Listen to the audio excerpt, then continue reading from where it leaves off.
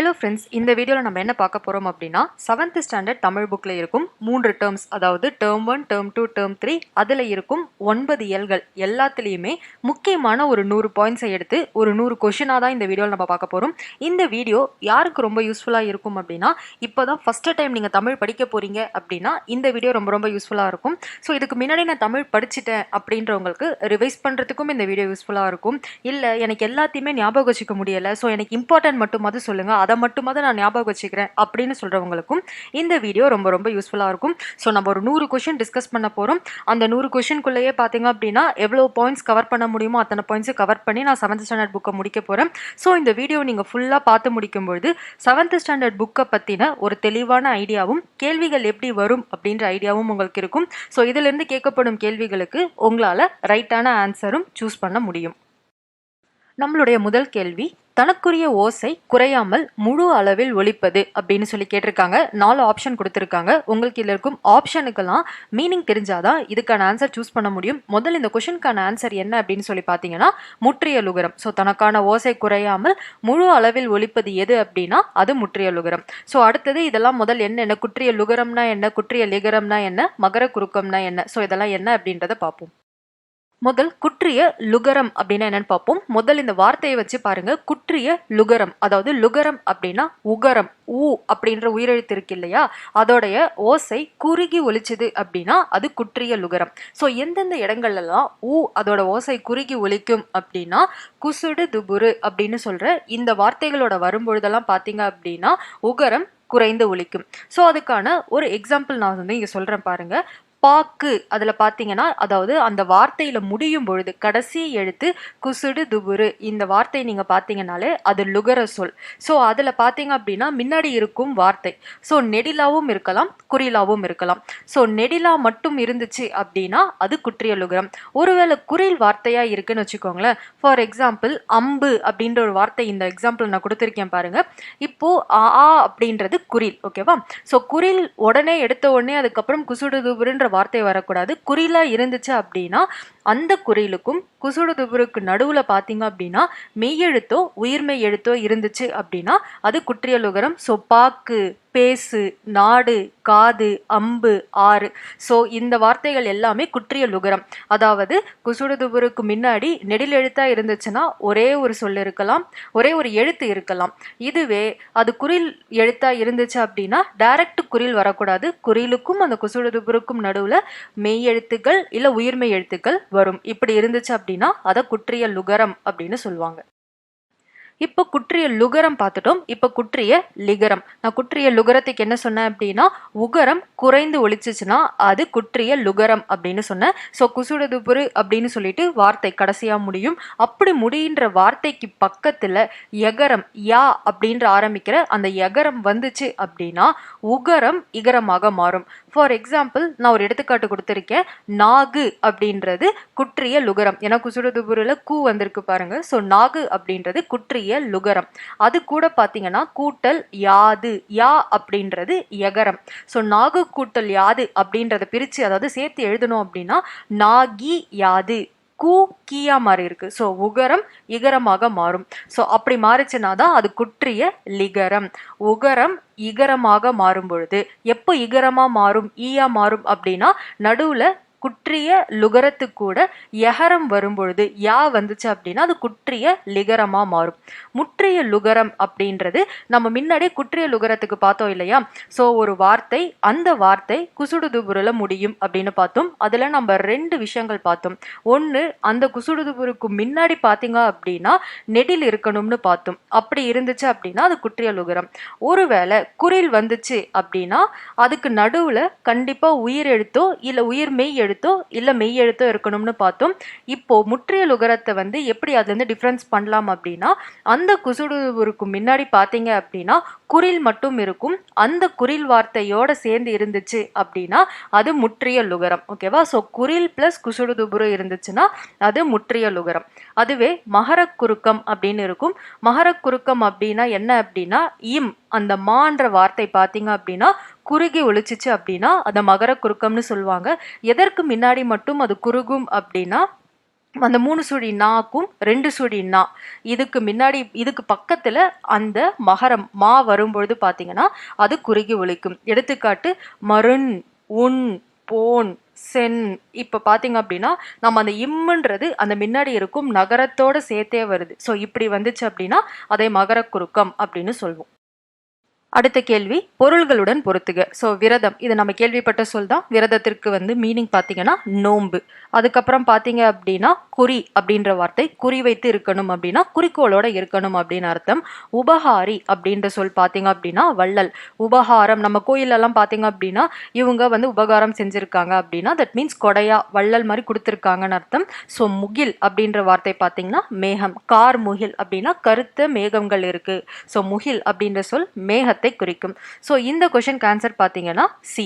So விரதம், நோன்பு, குறி அப்படின்றது குறிக்கோள், உபகாரி அப்படின்றது வள்ளல், முகில் அப்படின்றது மேகம்.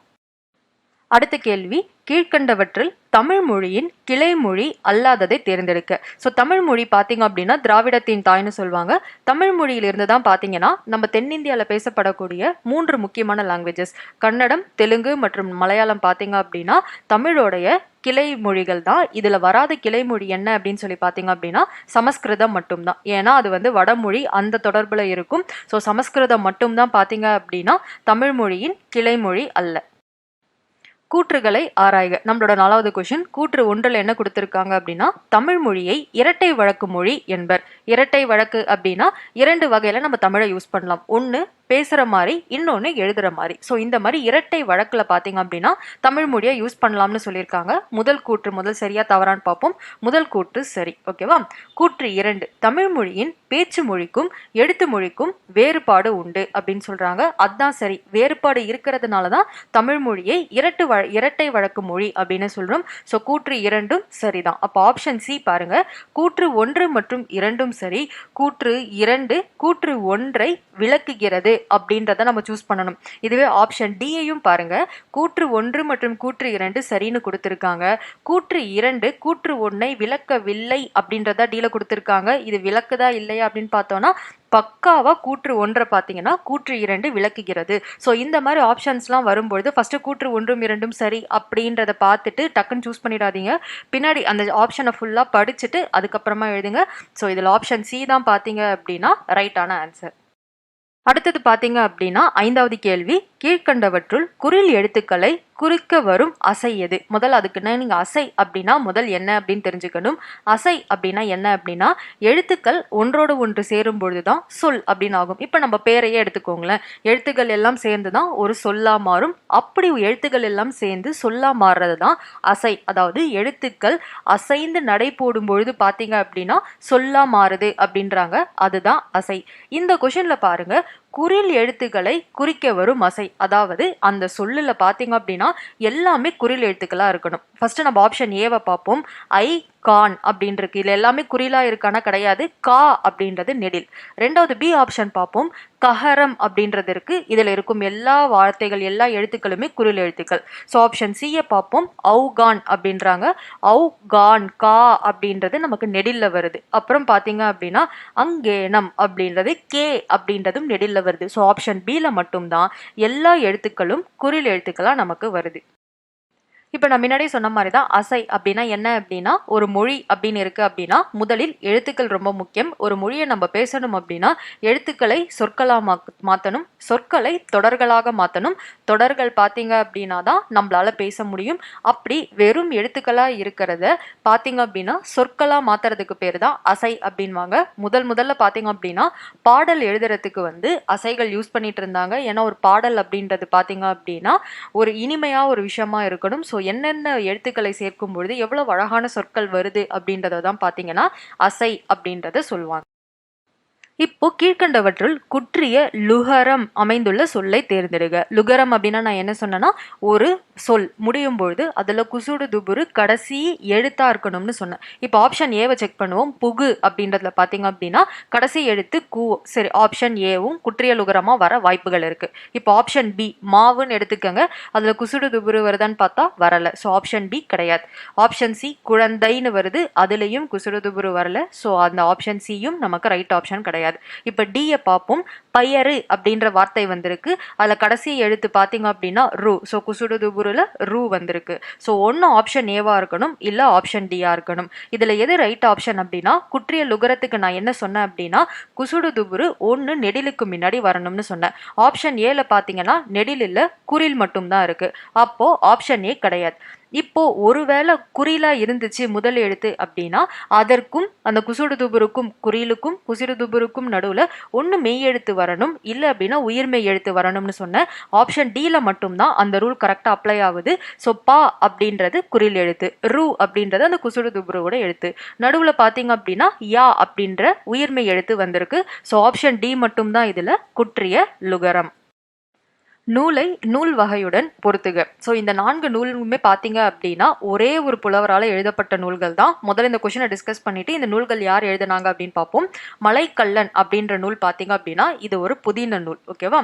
என் கதை அப்படின்றது புதினம் அப்படின்னா இங்கிலீஷில் நாவல், ஒரு கதையை வச்சு சொல்றது, அதை தான் புதினம் அப்படின்னு சொல்லுவாங்க, இல்லை இங்கிலீஷில் நாவல் அப்படின்னு சொல்லுவாங்க.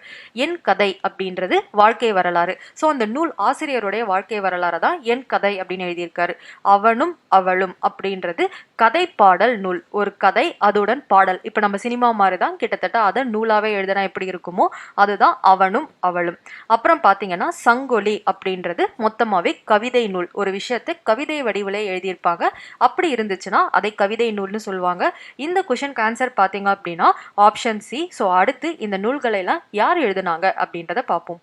இப்போ நம்ம மேலே பார்த்த 4 நூலையும் ஒரே ஒருத்தர் தான் எழுதியிருக்காரு. அவருக்கு பேர் பார்த்தீங்கன்னா நாமக்கல் கவிஞர் அப்படின்னு சொல்லுவோம். அவருடைய இயற்பெயர் பார்த்தீங்க அப்படின்னா வே ராமலிங்கம் பிள்ளை அப்படின்றவர் அவரோட இயற்பெயர். அவர் பார்த்தீங்க அப்படின்னா சிறந்த எழுத்தாளர், கவிஞர், பத்திரிகை ஆசிரியர், விடுதலை போராட்ட வீரர், சமூக சீர்திருத்தவாதி. அவர் பிறந்தது பார்த்தீங்க அப்படின்னா அக்டோபர் 19, 1888. அவருடைய இறப்பு பார்த்தீங்கன்னா ஆகஸ்ட் 24, 1972 தன்னோட 83வது வயதில் இருக்கிறாரு. ஸோ அவரால் எழுதப்பட்டத இந்த 4 நூல்கள். என் கதை அப்படின்றது நாமக்கல் கவிஞருடைய சுயசரிதை. சங்கொலி அப்படின்றது அவரால் எழுதப்பட்ட ஒரு கவிதை நூல். மலைக்கல்லன் அப்படின்றது நாவல். இதை தழுவிதான் பார்த்தீங்கன்னா ஒரு பழைய படம் இருக்கும். ஓகேவா? ஸோ அந்த மலைக்கல்லன்ற படம் இந்த நாவலை தழுவி எடுக்கப்பட்டது தான். அவளும் அவனும் அப்படின்றது ஒரு திரைப்பட பாடல் நூல். சரியான இணையை தேர்ந்தெடுக்க அப்படின்னு சொல்லியிருக்காங்க. 6 அப்படின்றது முற்றிய லுகரமா அப்படின்னு கேட்டிருக்காங்க. அஃது அப்படின்றது வன்தொடர் குற்றிய லுகரம். எய்து அப்படின்றது இடைத்தொடர் குற்றிய லுகரம்.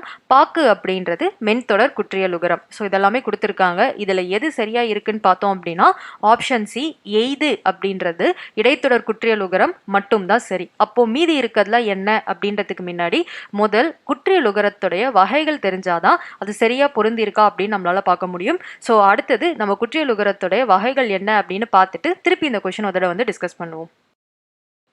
குற்றிய லுகரம் முன்னாடியே நான் சொன்னேன், ஒரு சொல் முடியும் பொழுது குசுடு துபுரு இருக்கணும். அந்த குசுடு துபுருக்கு முன்னாடி பார்த்தீங்க அப்படின்னா நெடில் இருக்கணும். அப்படி அதுக்கு முன்னாடி குறில் வந்துச்சு அப்படின்னா டைரக்ட் குறிலா இருக்கக்கூடாது. அந்த குறிலுக்கும் குசுடு துபுருக்கு நடுவில் பார்த்தீங்க அப்படின்னா மெய் இல்லைன்னா உயிர்மெய் எழுத்து இருக்கணும்னு சொன்னேன். இதுதான் குற்றிய லுகரம். உகரம் தன்னுடைய ஓசை குறைந்து ஒலிக்கும் இடத்தை தான் குற்றிய லுகரம் அப்படின்னு சொல்லுவாங்க. அப்படிப்பட்ட குற்றிய லுகரம் 6 வகையாக பிரிக்கிறாங்க. அது என்ன அப்படின்னா நெடில் தொடர் குற்றிய லுகரம். ஸோ இதுதான் நம்ம முன்னாடி எக்ஸாம்பிள்ல பார்த்தது. குசுடு துபுருல முடியும், முன்னாடி ஒரே ஒரு நெடில் எழுத்து இருக்கும். அப்படி இருந்துச்சு அப்படின்னா நெடில் தொடர் குற்றிய லுகரம். ஆயுத தொடர் குற்றிய லுகரம். ஆயுத எழுத்து எப்பவுமே சொல்லுக்கு முன்னாடியும் சொல்லுக்கு இறுதியிலும் வரக்கூடாது. ஆயுத எழுத்து எப்பவுமே இடையில தான், நடுவுல தான் வரணும். அதனால அந்த சொல்லுல குசுடு துபுரு நடுவுல ஆயுத எழுத்து இருந்துச்சு அப்படின்னா அது ஆயுத தொடர் குற்றிய லுகரம். இதுவே உயிர் தொடர் குற்றிய லுகரம் அப்படின்னு சொல்லுவாங்க. ஸோ உயிர் தொடர் அப்படின்னா உயிர்மெய் எழுத்துக்கள், கான்யா சானா அந்த உயிர்மெய் எழுத்துக்கள் எல்லாமே சேர்ந்து வந்துச்சு அப்படின்னா அது உயிர் தொடர் குற்றிய லுகரம். அப்புறம் வன்தொடர் குற்றிய லுகரம் அப்படின்னு சொல்லுவாங்க. ஸோ பார்த்தீங்க அப்படின்னா பாக்கு, இப்போ பார்த்தீங்க அப்படின்னா வன்தொடர் குற்றியலுகரம் அப்படின்னா நடுவில் பார்த்தீங்க அப்படின்னா வல்லின எழுத்துக்கள் வரணும். வல்லின எழுத்துக்கள் அப்படின்னா கசட தபர. ஸோ இதில் பார்த்தீங்க அப்படின்னா எக்ஸாம்பிள் பாக்கு, இந்த கா பார்த்தீங்கன்னா அந்த கசட தபர.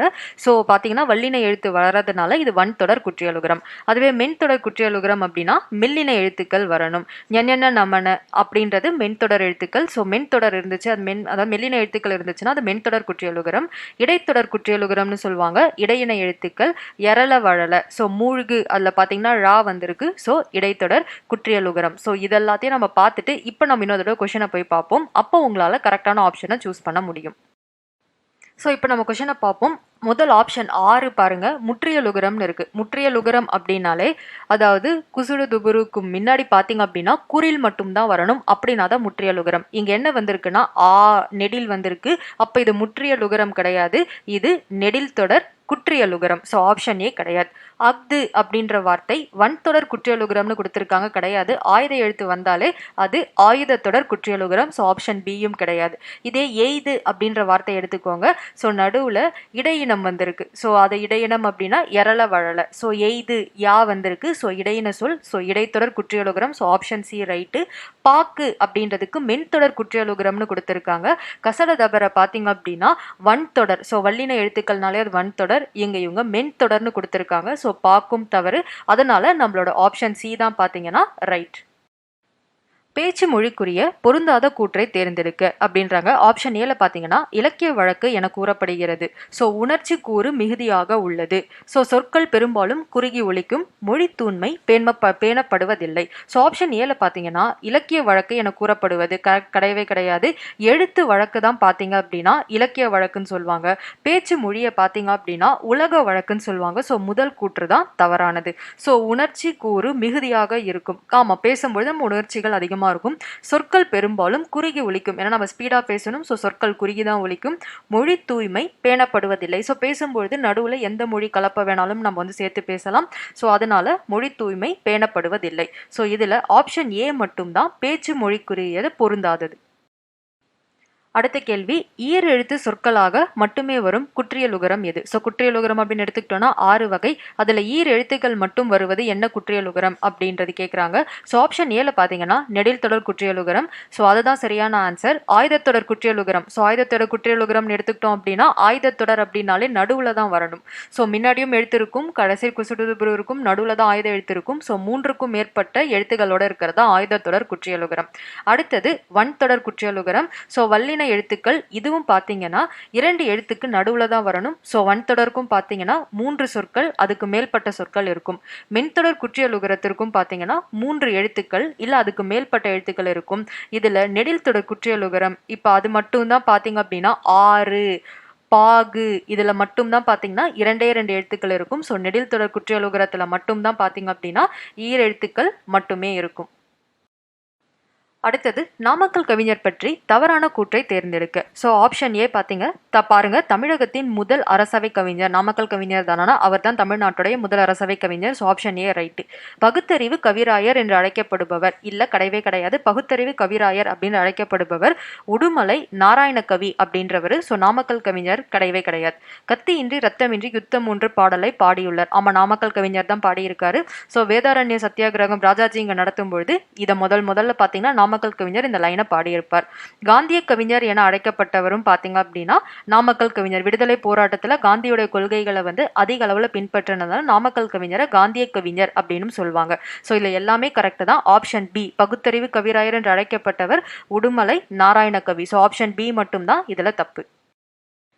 அடுத்தது எழுத்து முறையில் இடம்பெறாத சொல்லை தேர்ந்தெடுக்க. அதாவது நமக்கு தமிழன் பார்த்தோன்னா எழுத்து முறை பேச்சு முறைன்னு 2 இருக்கு. ஸோ இதில் எந்த வார்த்தை எழுத்து முறையில் வராது அப்படின்னா ஆப்ஷன் பி மட்டும்தான் பார்த்தீங்க அப்படின்னா நமக்கு எழுத்து முறையில் வராது. சாப்பிட்டான், சென்று, முடித்து இது எல்லாமே பார்த்தீங்க அப்படின்னா நம்ம எழுத்து முறையிலையும் எழுதுவோம், பேசுறதுலையும் சொல்லுவோம். ஆனால் அப்படின்ற சொல் மட்டும்தான் பேசுறதுல மட்டும்தான் யூஸ் பண்ணுவோம், எழுத்து முறையில் நம்ம யூஸ் பண்ண மாட்டோம். ஸோ ஆப்ஷன் பி அப்படின்றது தான் இதுக்கு ரைட்டான ஆன்சர். கீழ்கண்டவற்றுள் சார்பெழுத்து அல்லாத ஒன்றை தேர்ந்தெடுக்க. இதில் எது சார்பெழுத்து கிடையாது அப்படின்னு சொல்லுவாங்க. ஸோ நம்ம தமிழ் எழுத்துக்கள் எடுத்தோம் அப்படின்னா 2 வகையான எழுத்துக்கள் இருக்கு. ஒன்று முதல் எழுத்துக்கள், இன்னொன்று சார்பெழுத்துக்கள். முதல் எழுத்து அப்படின்னாலே உயிர் எழுத்துக்களும் மெய் எழுத்துக்கள் இந்த 2 மட்டும் தான் பார்த்தீங்கன்னா முதல் எழுத்துக்கள். மீதி எல்லா எழுத்துக்களுமே பார்த்தீங்கன்னா சார்பெழுத்துக்கள். ஸோ ஆப்ஷன் ஒன்றா பார்ப்போம். ஆப்ஷன் ஏ உயிர்மெய் எழுத்து, இது சார்பெழுத்து. ஆயுத எழுத்து, இதுவும் சார்பெழுத்து. ஐகார குறுக்கம், இதுவும் சார்பெழுத்து. ஆனால் மெய் எழுத்து அப்படின்றது முதல் எழுத்து. ஏன்னா உயிர் எழுத்தும் மெய் எழுத்தும் மட்டும் தான் முதல் எழுத்துக்கள். ஸோ மெய் எழுத்து அப்படின்றது சார்பு எழுத்து கிடையாது. ஸோ இந்த கொஸ்டினுக்கான ஆன்சர் ஆப்ஷன் டி மெய் எழுத்து தான். நெஞ்சில் உரமுமின்றி நேர்மை திறமுமின்றி வஞ்சனை சொல்வாரடி கிளியே அப்படின்ற இந்த பாடல். ஸோ இந்த பாடல்ல தவறான கூற்றை தேர்ந்தெடுக்கணும். இந்த பாடலை இயற்றியது பாரதியாரானா? ஆமா, இந்த பாடலை இயற்றியது பாரதியார். கிளிக்கண்ணி என்னும் பாவகையை சேர்ந்தது. ஆமாம், கிளிக்கண்ணி அப்படின்ற பாவகையை சேர்ந்ததுதான் இந்த பாடல். இந்த பாடலை இயற்றியவர் சுரதாவா? கிடையாது. ஏன்னா ஃபர்ஸ்ட் ஆப்ஷன்ல இந்த பாடலை இயற்றியவர் பாரதியார்னு சொல்லிட்டாங்க. ஸோ கண்டிப்பா இந்த பாடலை இயற்றியவர் சுரதாவா இருக்க முடியாது. ஸோ ஆப்ஷன் சி தான் பாத்தீங்க அப்படின்னா தவறில் அனைத்தும் சரி வரவே வராது. ஸோ ஆப்ஷன் சி, இந்த பாடலை இயற்றியவர் சுரதா. இதுதான் இல்ல தப்பான ஆப்ஷன். கீழ்கண்டவற்றுள் தந்தம் இல்லாத யானை எது? ஸோ இதில் பார்த்தீங்க அப்படின்னா ஆப்பிரிக்க ஆண் யானை ஆப்ஷன் ஏ, அதுக்கு பெரிய தந்தம் இருக்கும். ஆப்ஷன் பி ஆசிய பெண் யானை, இதற்கு தான் தந்தம் இருக்காது. ஆப்ஷன் சி ஆப்பிரிக்க பெண் யானை, அதற்கும் தந்தம் இருக்கும். ஆப்ஷன் டி ஆசிய ஆண் யானை, இதற்கும் தந்தம் இருக்கும். ஸோ ஆசிய பெண் யானைக்கு மட்டும்தான் பார்த்தீங்கன்னா தந்தம் இருக்காது. ஆப்ஷன் பி தான் இதுக்கு ரைட்டான ஆன்சர். காட்டின் வளத்தை குறியீடாக கருதப்படும் விலங்கு எது? ஒரு காடு நல்லா வளமா இருக்கு அப்படின்னா அதோட குறியீடாக கருதப்படும் விலங்கு புலி. சிங்கம் கிடையாது. ஒரு காட்டுடைய வளத்தை குறியீடாக கொண்டு கருதப்படும் விலங்கு பாத்தீங்கன்னா புலி. ஒற்றை மாத்திரை அளவுக்கு, அதாவது ஒன்றை மாத்திரை அளவு ஒலிக்கும் ஐகார குறுக்கம் அமைந்துள்ள சொல்லை தேர்ந்தெடுக்க அப்படின்னு கேக்குறாங்க. ஸோ ஐகாரம் அப்படின்னாலே அந்த நம்ம தமிழ் எழுத்து உயிர் எழுத்து ஐ இருக்கு இல்லையா, அது குறுகி வந்தாதான் அதுக்கு பேர் ஐகார குறுக்கம் அப்படின்னு சொல்லுவோம். பொதுவா ஐ பாத்தீங்க அப்படின்னா நம்ம நெடில் எழுத்தாதான் கன்சிடர் பண்ணுவோம். ஸோ அதற்கு 2 மாத்திரைகள். ஸோ ஐகார குறுக்கம் பாத்தீங்க அப்படின்னா சில இடங்கள்ல 1.5 மாத்திரையா இருக்கும், சில இடங்கள்ல 1 மாத்திரையா இருக்கும். ஸோ அந்த ஐ வரிசை ஐல இருக்கு இல்லையா, அந்த ஐ வரிசை முதல்ல வந்துச்சு, அதாவது சொல்லுடைய முதல்ல இருந்துச்சு அப்படின்னா அதுக்கு 1.5 மாத்திரை. அதே அந்த ஐ இப்ப பாத்தீங்கன்னா கை நை சை நை டை அதெல்லாம் நடுவுல வந்துச்சுன்னா 1 மாத்திரை. அந்த கை நை சை நை டை இது எல்லாமே அந்த சொல்லோட கடைசியில வந்தாலும் 1 மாத்திரை. ஸோ இதுல பாத்தீங்க அப்படின்னா நம்ம ஆப்ஷன்ல ஏல மட்டும்தான் ஐ அப்படின்ற வார்த்தை இருக்கு. ஸோ பி சி டி இது எல்லாத்துலயும் பாத்தீங்க அப்படின்னா கட்டை அப்படின்ற அந்த டை. ஸோ நம்ம ஒரு ஆப்ஷனாவே பார்ப்போம். ஆப்ஷன் ஏல 50 அப்படின்ற அந்த ஐ பாத்தீங்கன்னா முதல் எழுத்த ஐகாரம் இருக்கிறதுனால இதுக்கு மட்டும்தான் 1.5 மாத்திரை வரும். கட்டை இதுல டை அந்த ஐகாரம் பாத்தீங்கன்னா கடைசியா இருக்கு, அப்போ அதுக்கு 1 மாத்திரை தான். தொல்லை இதுல பாத்தீங்கன்னாலும் லை அது பாத்தீங்கன்னா கடைசியா இருக்கு, அப்பனா 1 மாத்திரை தான். ஒவ்வை இதுலயும் அந்த வை ஐகாரம் கடைசியா இருக்கு, அப்போனாலும் அதற்கு 1 மாத்திரை தான். ஆனா கொஸ்டின்ல 1.5 மாத்திரை அளவு ஒலிக்கும் ஐகார குறுக்கம் கேக்குறாங்க. ஸோ ஆப்ஷன் ஏ அந்த ஐகாரம் முதலில் தோன்றனா மட்டும்தான் அதுக்கு 1.5 மாத்திரை, இடையிலையோ இல்ல கடைசியிலையோ இருந்துச்சுன்னா அதற்கு 1 மாத்திரை தான். ஸோ நம்மளோட ஆப்ஷன் ஏ தான் இதுக்கு சரி.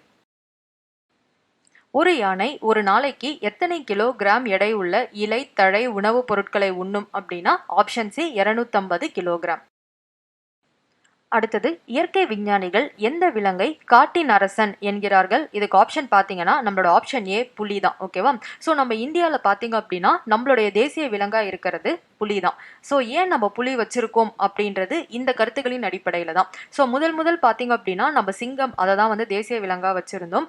அப்புறம் தான் பாத்தீங்க அப்படின்னா இந்திரா காந்தி நம்மளோட இந்தியாவுக்கு பிரதமர் ஆகுறாங்க. அப்போதான் என்ன ஆகுது அப்படின்னா நம்ம இதிகாசங்கள் புராணங்கள் இது எல்லாத்துலயுமே, அதாவது நம்ம நாட்டுல நம்ம விஞ்ஞானிகள் பேரறிவாளிகள் அப்படின்னு கன்சிடர் பண்ணப்படுற எல்லாருமே பாத்தீங்க அப்படின்னா புலியை தான் காட்டுடைய அரசன், புலி தான் காட்டுடைய சிறந்த விலங்கு அப்படின்னு சொல்லிட்டு எல்லா இடத்துலயுமே வந்து எழுதியிருப்பாங்க. கிட்டத்தட்ட நம்ம ஐயப்பனை எடுத்து பார்த்தாலும் சரி அவர் புலி மேலதான் டிராவல் பண்ணி போயிருப்பாரு. ஸோ நம்மளோட இந்திய வரலாற்றிலேயே பாத்தீங்கன்னா சிறந்த விலங்கா சொல்றது பாத்தீங்க அப்படின்னா புலி. ஸோ அதனாலதான் பாத்தீங்க அப்படின்னா சிங்கமா இருந்த நம்மளோட தேசிய விலங்கு அதுக்கப்புறம் 1972க்கு மேல பாத்தீங்க அப்படின்னா நம்மளுடைய தேசிய விலங்கா புலியை வந்து மாத்திருப்பாங்க. ஸோ இதோடைய இந்த ஆதாரங்கள்லாம் நம்மளோட இயற்கை விஞ்ஞானிகள்லாம் புலியை தான் காட்டினுடைய அரசன். ஸோ இப்படிதான் நம்ம காலங்காலமா நம்மளோட இந்திய வரலாற்றில் ஃபாலோ பண்ணிட்டு வந்தோம். ஸோ இயற்கை விஞ்ஞானிகள் எந்த விலங்கை பார்த்தீங்கன்னா காட்டின் அரசன் அப்படின்னு சொல்லுவாங்கன்னா புலியை தான். ஸோ கொஷின் பொருந்தாததை தேர்ந்தெடுக்கணும். ஸோ ஔடதம் அதற்கு 1.5 மாத்திரைன்னு போட்டிருக்காங்க. போன் அப்படின்றதுக்கு அரை மாத்திரைன்னு கொடுத்துருக்காங்க. 50 அதுக்கு 1.5 மாத்திரைன்னு கொடுத்துருக்காங்க. அக்து அப்படின்றதுக்கு 1/4 மாத்திரை அப்படின்னு கொடுத்துருக்காங்க. ஸோ இதை எது பொருந்தாத அப்படின்னா போன் அது 1.5 மாத்திரை கிடையாது, அதற்கு 1/4 மாத்திரை தான் வரும். ஸோ இதுக்கு மாத்திரை அளவெல்லாம் தெரியணும் அப்படின்னா ஒரு குறுக்கமும் நமக்கு என்ன அப்படின்னு தெரியணும். அந்த குறுக்கம் தெரிஞ்சாதான் பார்த்தீங்க அப்படின்னா நமக்கு மாத்திரையுடைய அளவை கண்காணிக்க, அதாவது கரெக்டாக வந்து மெஷர் பண்ண முடியும். ஸோ முதல் நம்ம குறுக்கங்கள்லாம் என்னென்ன இருக்கு, என்னென்ன மாத்திரைகள் அதோட அளவுன்னு பார்த்துட்டு திருப்பி இந்த கொஸ்டின் என்னோட வந்து பார்ப்போம்.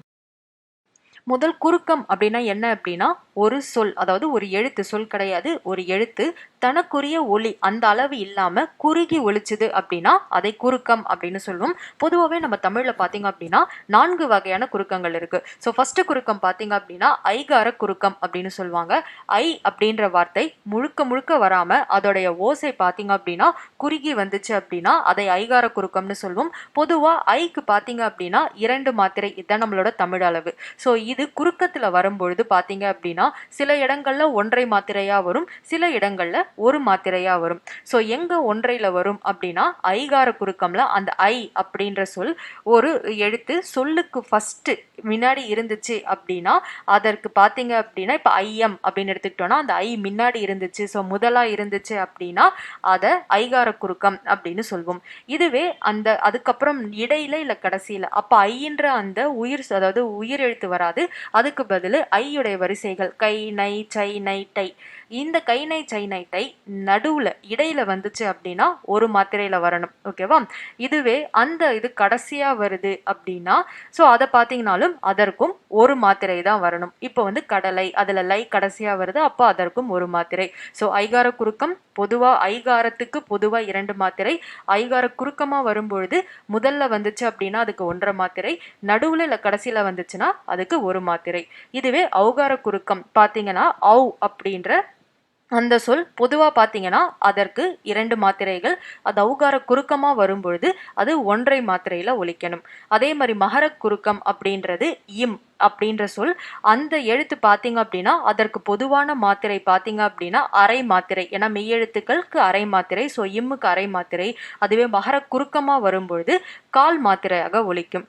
அதே மாதிரி ஆயுத எழுத்துக்கு பொதுவா இருக்கும் மாத்திரை அளவு பாத்தீங்கன்னா அரை மாத்திரை, இதுவே ஆயுத குறுக்கமா வரும்பொழுது பாத்தீங்க அப்படின்னா 1/4 மாத்திரையா இருக்கும்.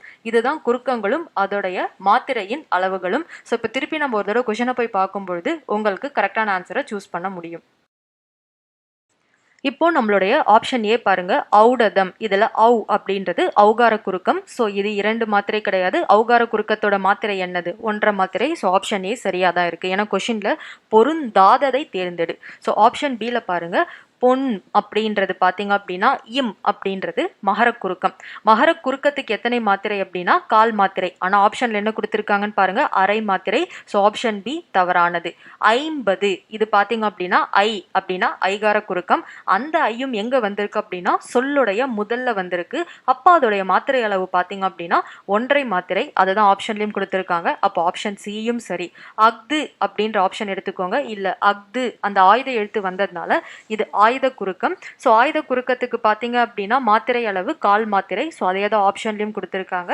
ஸோ எல்லாமே சரி. பி மட்டும் தான் பாத்தீங்க அப்படின்னா பொன் அப்படின்றதுக்கு 1/4 மாத்திரை தான் கொடுக்கணும், அதுக்கு பதில் அவங்க அரை மாத்திரைன்னு கொடுத்ததுனால இந்த ஆப்ஷன் தவறானது. அடுத்த கேள்வி, சுரதாவின் இயற்பெயர் என்ன அப்படின்னு கேட்குறாங்க. ஸோ இதில் பார்த்தீங்க அப்படின்னா ஆப்ஷன் பி ராஜகோபாலன் அப்படின்றது தான் சுரதாவின் பார்த்தீங்க அப்படின்னா அதாவது அவருடைய இயற்பெயர். ஸோ இது உங்களுக்கு இயற்பெயர்கள்லாம் நல்லா தெரியணும் அப்படின்னு வச்சுக்கோங்களேன். ஸோ இது எல்லாருக்குமே வந்து பார்த்தீங்க அப்படின்னா இயற்பெயர்கள் இருக்கும். ஸோ புனைப்பெயர்கள்னு ஒன்று இருக்குது, இயற்பெயர்கள்னு ஒன்று இருக்குது. நம்ம யூடியூப் சேனல்லே பார்த்தீங்க அப்படின்னா எந்தெந்த ஆசிரியர்களுக்கு எந்தெந்த இயற்பெயர்கள் என்ன அப்படின்றது 6லேருந்து 10th வரைக்கும் இருக்கும். எல்லா ஆசிரியர்களும் அவங்களோட இயற்பெயர்களையும் பார்த்தீங்கன்னா ஒரு வீடியோவா போட்டு அதுவும் எப்படி ஞாபகம் வச்சுக்கலாம் அப்படின்ற ஷார்ட்கட்டோடையே நம்ம யூடியூப் சேனல்ல ஒரு வீடியோ போட்டிருக்கோம். ஸோ ஆசிரியர்கள் இயற்பெயர்கள் அப்படின்றது அந்த வீடியோ. ஸோ அதை போயிட்டு பாருங்க. ஸோ இயற்பெயர்கள் வச்சு கட்டாயம் ஒரு கேள்வியும் கொஷின் பேப்பர்ல இருக்கும். ஸோ இந்த மாதிரி கொஷின்லாம் பார்த்தீங்கன்னா டக்குன்னு நீங்க வந்து கரெக்டாக ஆன்சர் பண்ணி டக்குன்னு ஃபுல்லாக மார்க் எடுத்துடலாம். ஸோ அதனால இந்த வீடியோவை போயிட்டு ஒரு தடவை ஃபுல்லாக பார்த்துக்கோங்க. ஸோ அதனால எல்லா ஆசிரியர்களோட இயற்பெயர்களும் உங்களுக்கு கட்டாயம் தெரிய வரும். முத்துராமலிங்க தேவர் நேதாஜி என்ற பெயரில் இதழை தொடங்குகிறார். என்ன இதழ் தொடங்குறார் அப்படின்னா முத்துராமலிங்க தேவர் நேதாஜி என்ற பெயரில் ஒரு வார இதழை தொடங்குகிறார். ஸோ ஆப்ஷன் பி தான் அதுக்கு ரைட்டு. ஸோ நேதாஜி அப்படின்றது என்ன அப்படின்னா நேதாஜி சுபாஷ் சந்திரபோஸ் ஒரு படையை உருவாக்குறாரு. அதுக்கு பேர் என்ன அப்படின்னா ஃபார்வர்ட் பிளாக் அப்படின்னு சொல்லுவாங்க. அந்த ஃபார்வர்ட் பிளாக்கை பற்றின ஒரு இதழ் தான் இந்த நேதாஜி அப்படின்ற இதழ். ஸோ இது பார்த்தீங்க அப்படின்னா நம்ம தமிழ்நாட்டுக்கு இந்த இதழை இன்ட்ரடியூஸ் பண்ணுறாங்க. யார் இன்ட்ரடியூஸ் பண்ணுறா அப்படின்னா முத்துராமலிங்க முத்துராமலிங்க தேவர். ஸோ முத்துராமலிங்கலா தேவரால் தொடங்கப்பட்டது தான் நேதாஜி அப்படின்ற வார இதழ். இது எப்போ தொடங்குது அப்படின்னு சொல்லி பார்த்தீங்க அப்படின்னா 23 ஜனவரி 1948 அன்று பார்த்தீங்க அப்படின்னா வெளியிடப்படுது. அதுதான் நேதாஜி சுபாஷ் சந்திர போஸுடைய பிறந்த நாள் அன்னைக்கு நேதாஜி அப்படின்ற இந்த வார இதழ் முத்துராமலிங்க தேவரால் தமிழ்நாட்டில் அறிமுகப்படுத்தப்படுது. புறநானூறு கீழ்கண்ட எது பற்றியது அன்று. இதுல எதை பத்தி புறநானூற்றுல சொல்லலை அப்படின்னு கேட்குறாங்க. ஸோ ஆப்ஷன் ஏ போர். ஸோ போரை பத்தி புறநானூற்றுல கண்டிப்பா இருக்கும். புறநானூறு ஒரு புறம் சம்பந்தப்பட்ட, அதாவது புற நிகழ்ச்சி சம்பந்தப்பட்ட ஒரு நூல். ஸோ போர் பத்தி கண்டிப்பா இருக்கும். இதுல அது எதை பத்தினது அல்ல அப்படின்னு கேட்குறாங்க. இதுல பாத்தீங்க அப்படின்னா வாழ்க்கை முறை, புறநானூற்றுல சில இடங்கள்ல மக்களுடைய வாழ்க்கை முறையையும் குறிப்பிட்டிருப்பாங்க. ஸோ ஆப்ஷன் சி பாத்தீங்கன்னா அது வீரம். ஸோ வீரத்தை பத்தியும் புறநானூற்றுல இருக்கும். ஸோ ஆப்ஷன் டி எதுவும் இல்லை. அதாவது இந்த மூன்றுமே பாத்தீங்கன்னா புறநானூற்றுல குறிப்பிடப்பட்டு இருக்கு. ஸோ அதனால ஆப்ஷன் டி எதுவும் இல்லை அப்படின்றத நீங்க சூஸ் பண்ணணும். அடுத்தது பாத்தீங்க அப்படின்னா சரியான கூற்றை தேர்ந்தெடுக்க அப்படின்றத இந்த கேள்வி. ஸோ ஆப்ஷன் ஏவை பாருங்க. சுடுகாடு என்பது இயல்பு வழக்கு ஆகும் அப்படின்னு சொல்லியிருக்காங்க. ஸோ நம்ம ஒரு வார்த்தை அப்படின்னு எடுத்தோம் அப்படின்னா அதற்கு 2 வழக்குகள் இருக்கும். ஒன்று இயல்பு வழக்கு, இன்னொன்று பார்த்தீங்கன்னா தகுதி வழக்கு அப்படின்னு சொல்லும். இயல்பு வழக்கு அப்படின்னா அந்த வார்த்தையை அந்த வார்த்தையாவே நம்ம யூஸ் பண்றோம் அப்படின்னா அது இயல்பு வழக்கு. தகுதி வழக்கு அப்படின்னா அந்த வார்த்தையை இன்னும் கொஞ்சம் டீசெண்டா மாத்தி சொன்னோம் அப்படின்னா அதை தகுதி வழக்கு அப்படின்னு சொல்லுவாங்க. ஸோ சுடுகாடு அப்படின்றது பார்த்தீங்கன்னா இயல்பு வழக்கு கிடையாது, தகுதி வழக்கு. ஸோ என்ன அப்படின்னு யூஸ் பண்ணணும் அப்படின்னா சுடுகாடுன்னு யூஸ் பண்ணக்கூடாது, இடுகாடு அப்படின்னு யூஸ் பண்ணணும். ஸோ ஃபர்ஸ்ட் சென்டென்ஸ் பார்த்தீங்கன்னா அப்போ தப்பு. ஸோ ஆப்ஷன் ஏ தப்பு. ஆப்ஷன் பி பார்த்தீங்கன்னா முன்றில் என்பது இடைப்போலி அப்படின்னு சொல்லுவாங்க. ஸோ போலி, அதாவது போலி அந்த வார்த்தையிலே அர்த்தம் அதுதான். ஸோ உண்மையா வர வேண்டிய ஒரு விஷயத்துக்கு பதில் இன்னொரு விஷயம் வருது அப்படின்னா அதை போலி அப்படின்னு நம்ம சொல்லுவோம். இதுல முன்றில் அப்படின்றது பார்த்தீங்க அப்படின்னா இடைப்போலி கிடையாது, இலக்கண போலி அப்படின்னு சொல்லுவோம். இலக்கண போலி அப்படின்னா என்ன அப்படின்னா அந்த விஷயங்கள் பல காலமா நம்ம யூஸ் பண்ணிக்கிட்டே வந்துகிட்டு இருப்போம் இலக்கணங்கள்ல. ஸோ அதனால அந்த வார்த்தைகளையே அப்படியே யூஸ் பண்ணுவோம். ஆனா உண்மையா பார்த்தீங்கன்னா அந்த வார்த்தைகள் முன்பின்னாக இருக்கும்.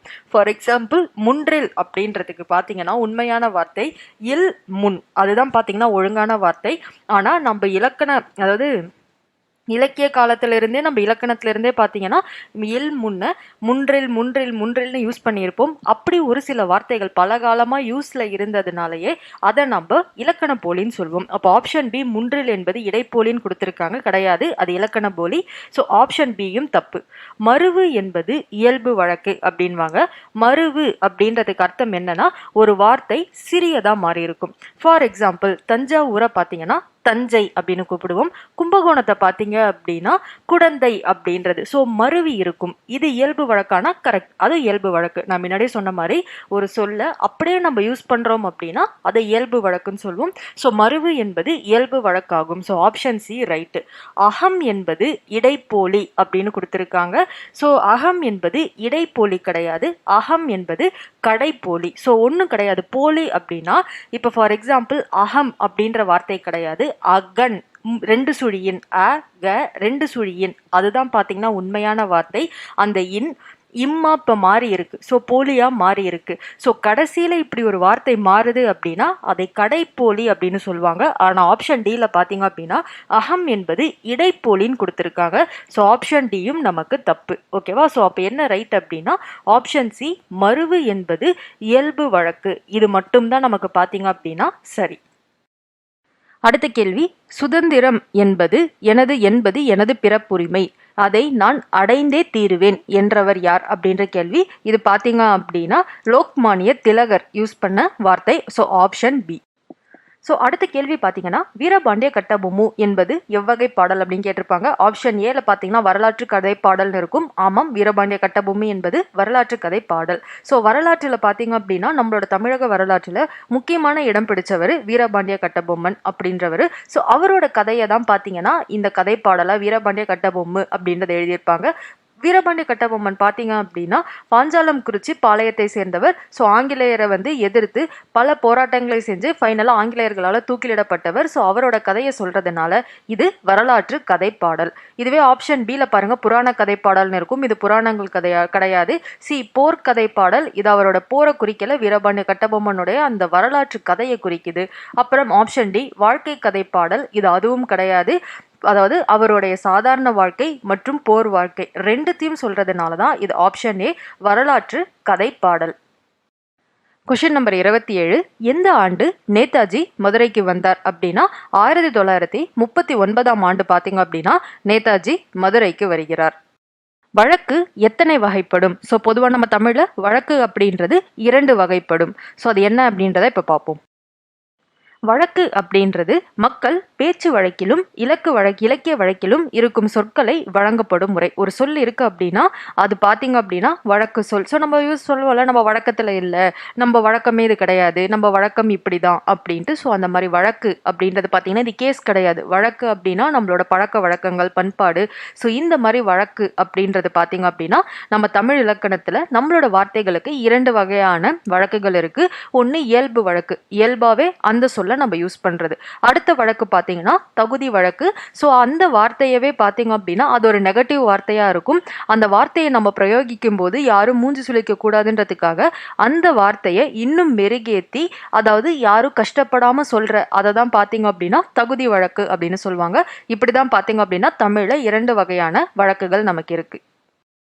முத்துராமலிங்கரின் வீரமிக்க பேச்சு விடுதலைக்கு உதவும் என்று யாரால் கூறப்பட்டது அப்படின்னா ஆப்ஷன் சி, பெருந்தலைவர். ஸோ பெருந்தலைவர் அப்படின்றது காமராஜருடைய அந்த சிறப்பு பெயர். ஸோ பெருந்தலைவர் காமராஜர் தான் முத்துராமலிங்கரின் வீரமிக்க பேச்சு விடுதலைக்கு உதவும் அப்படின்னு சொன்னவர்.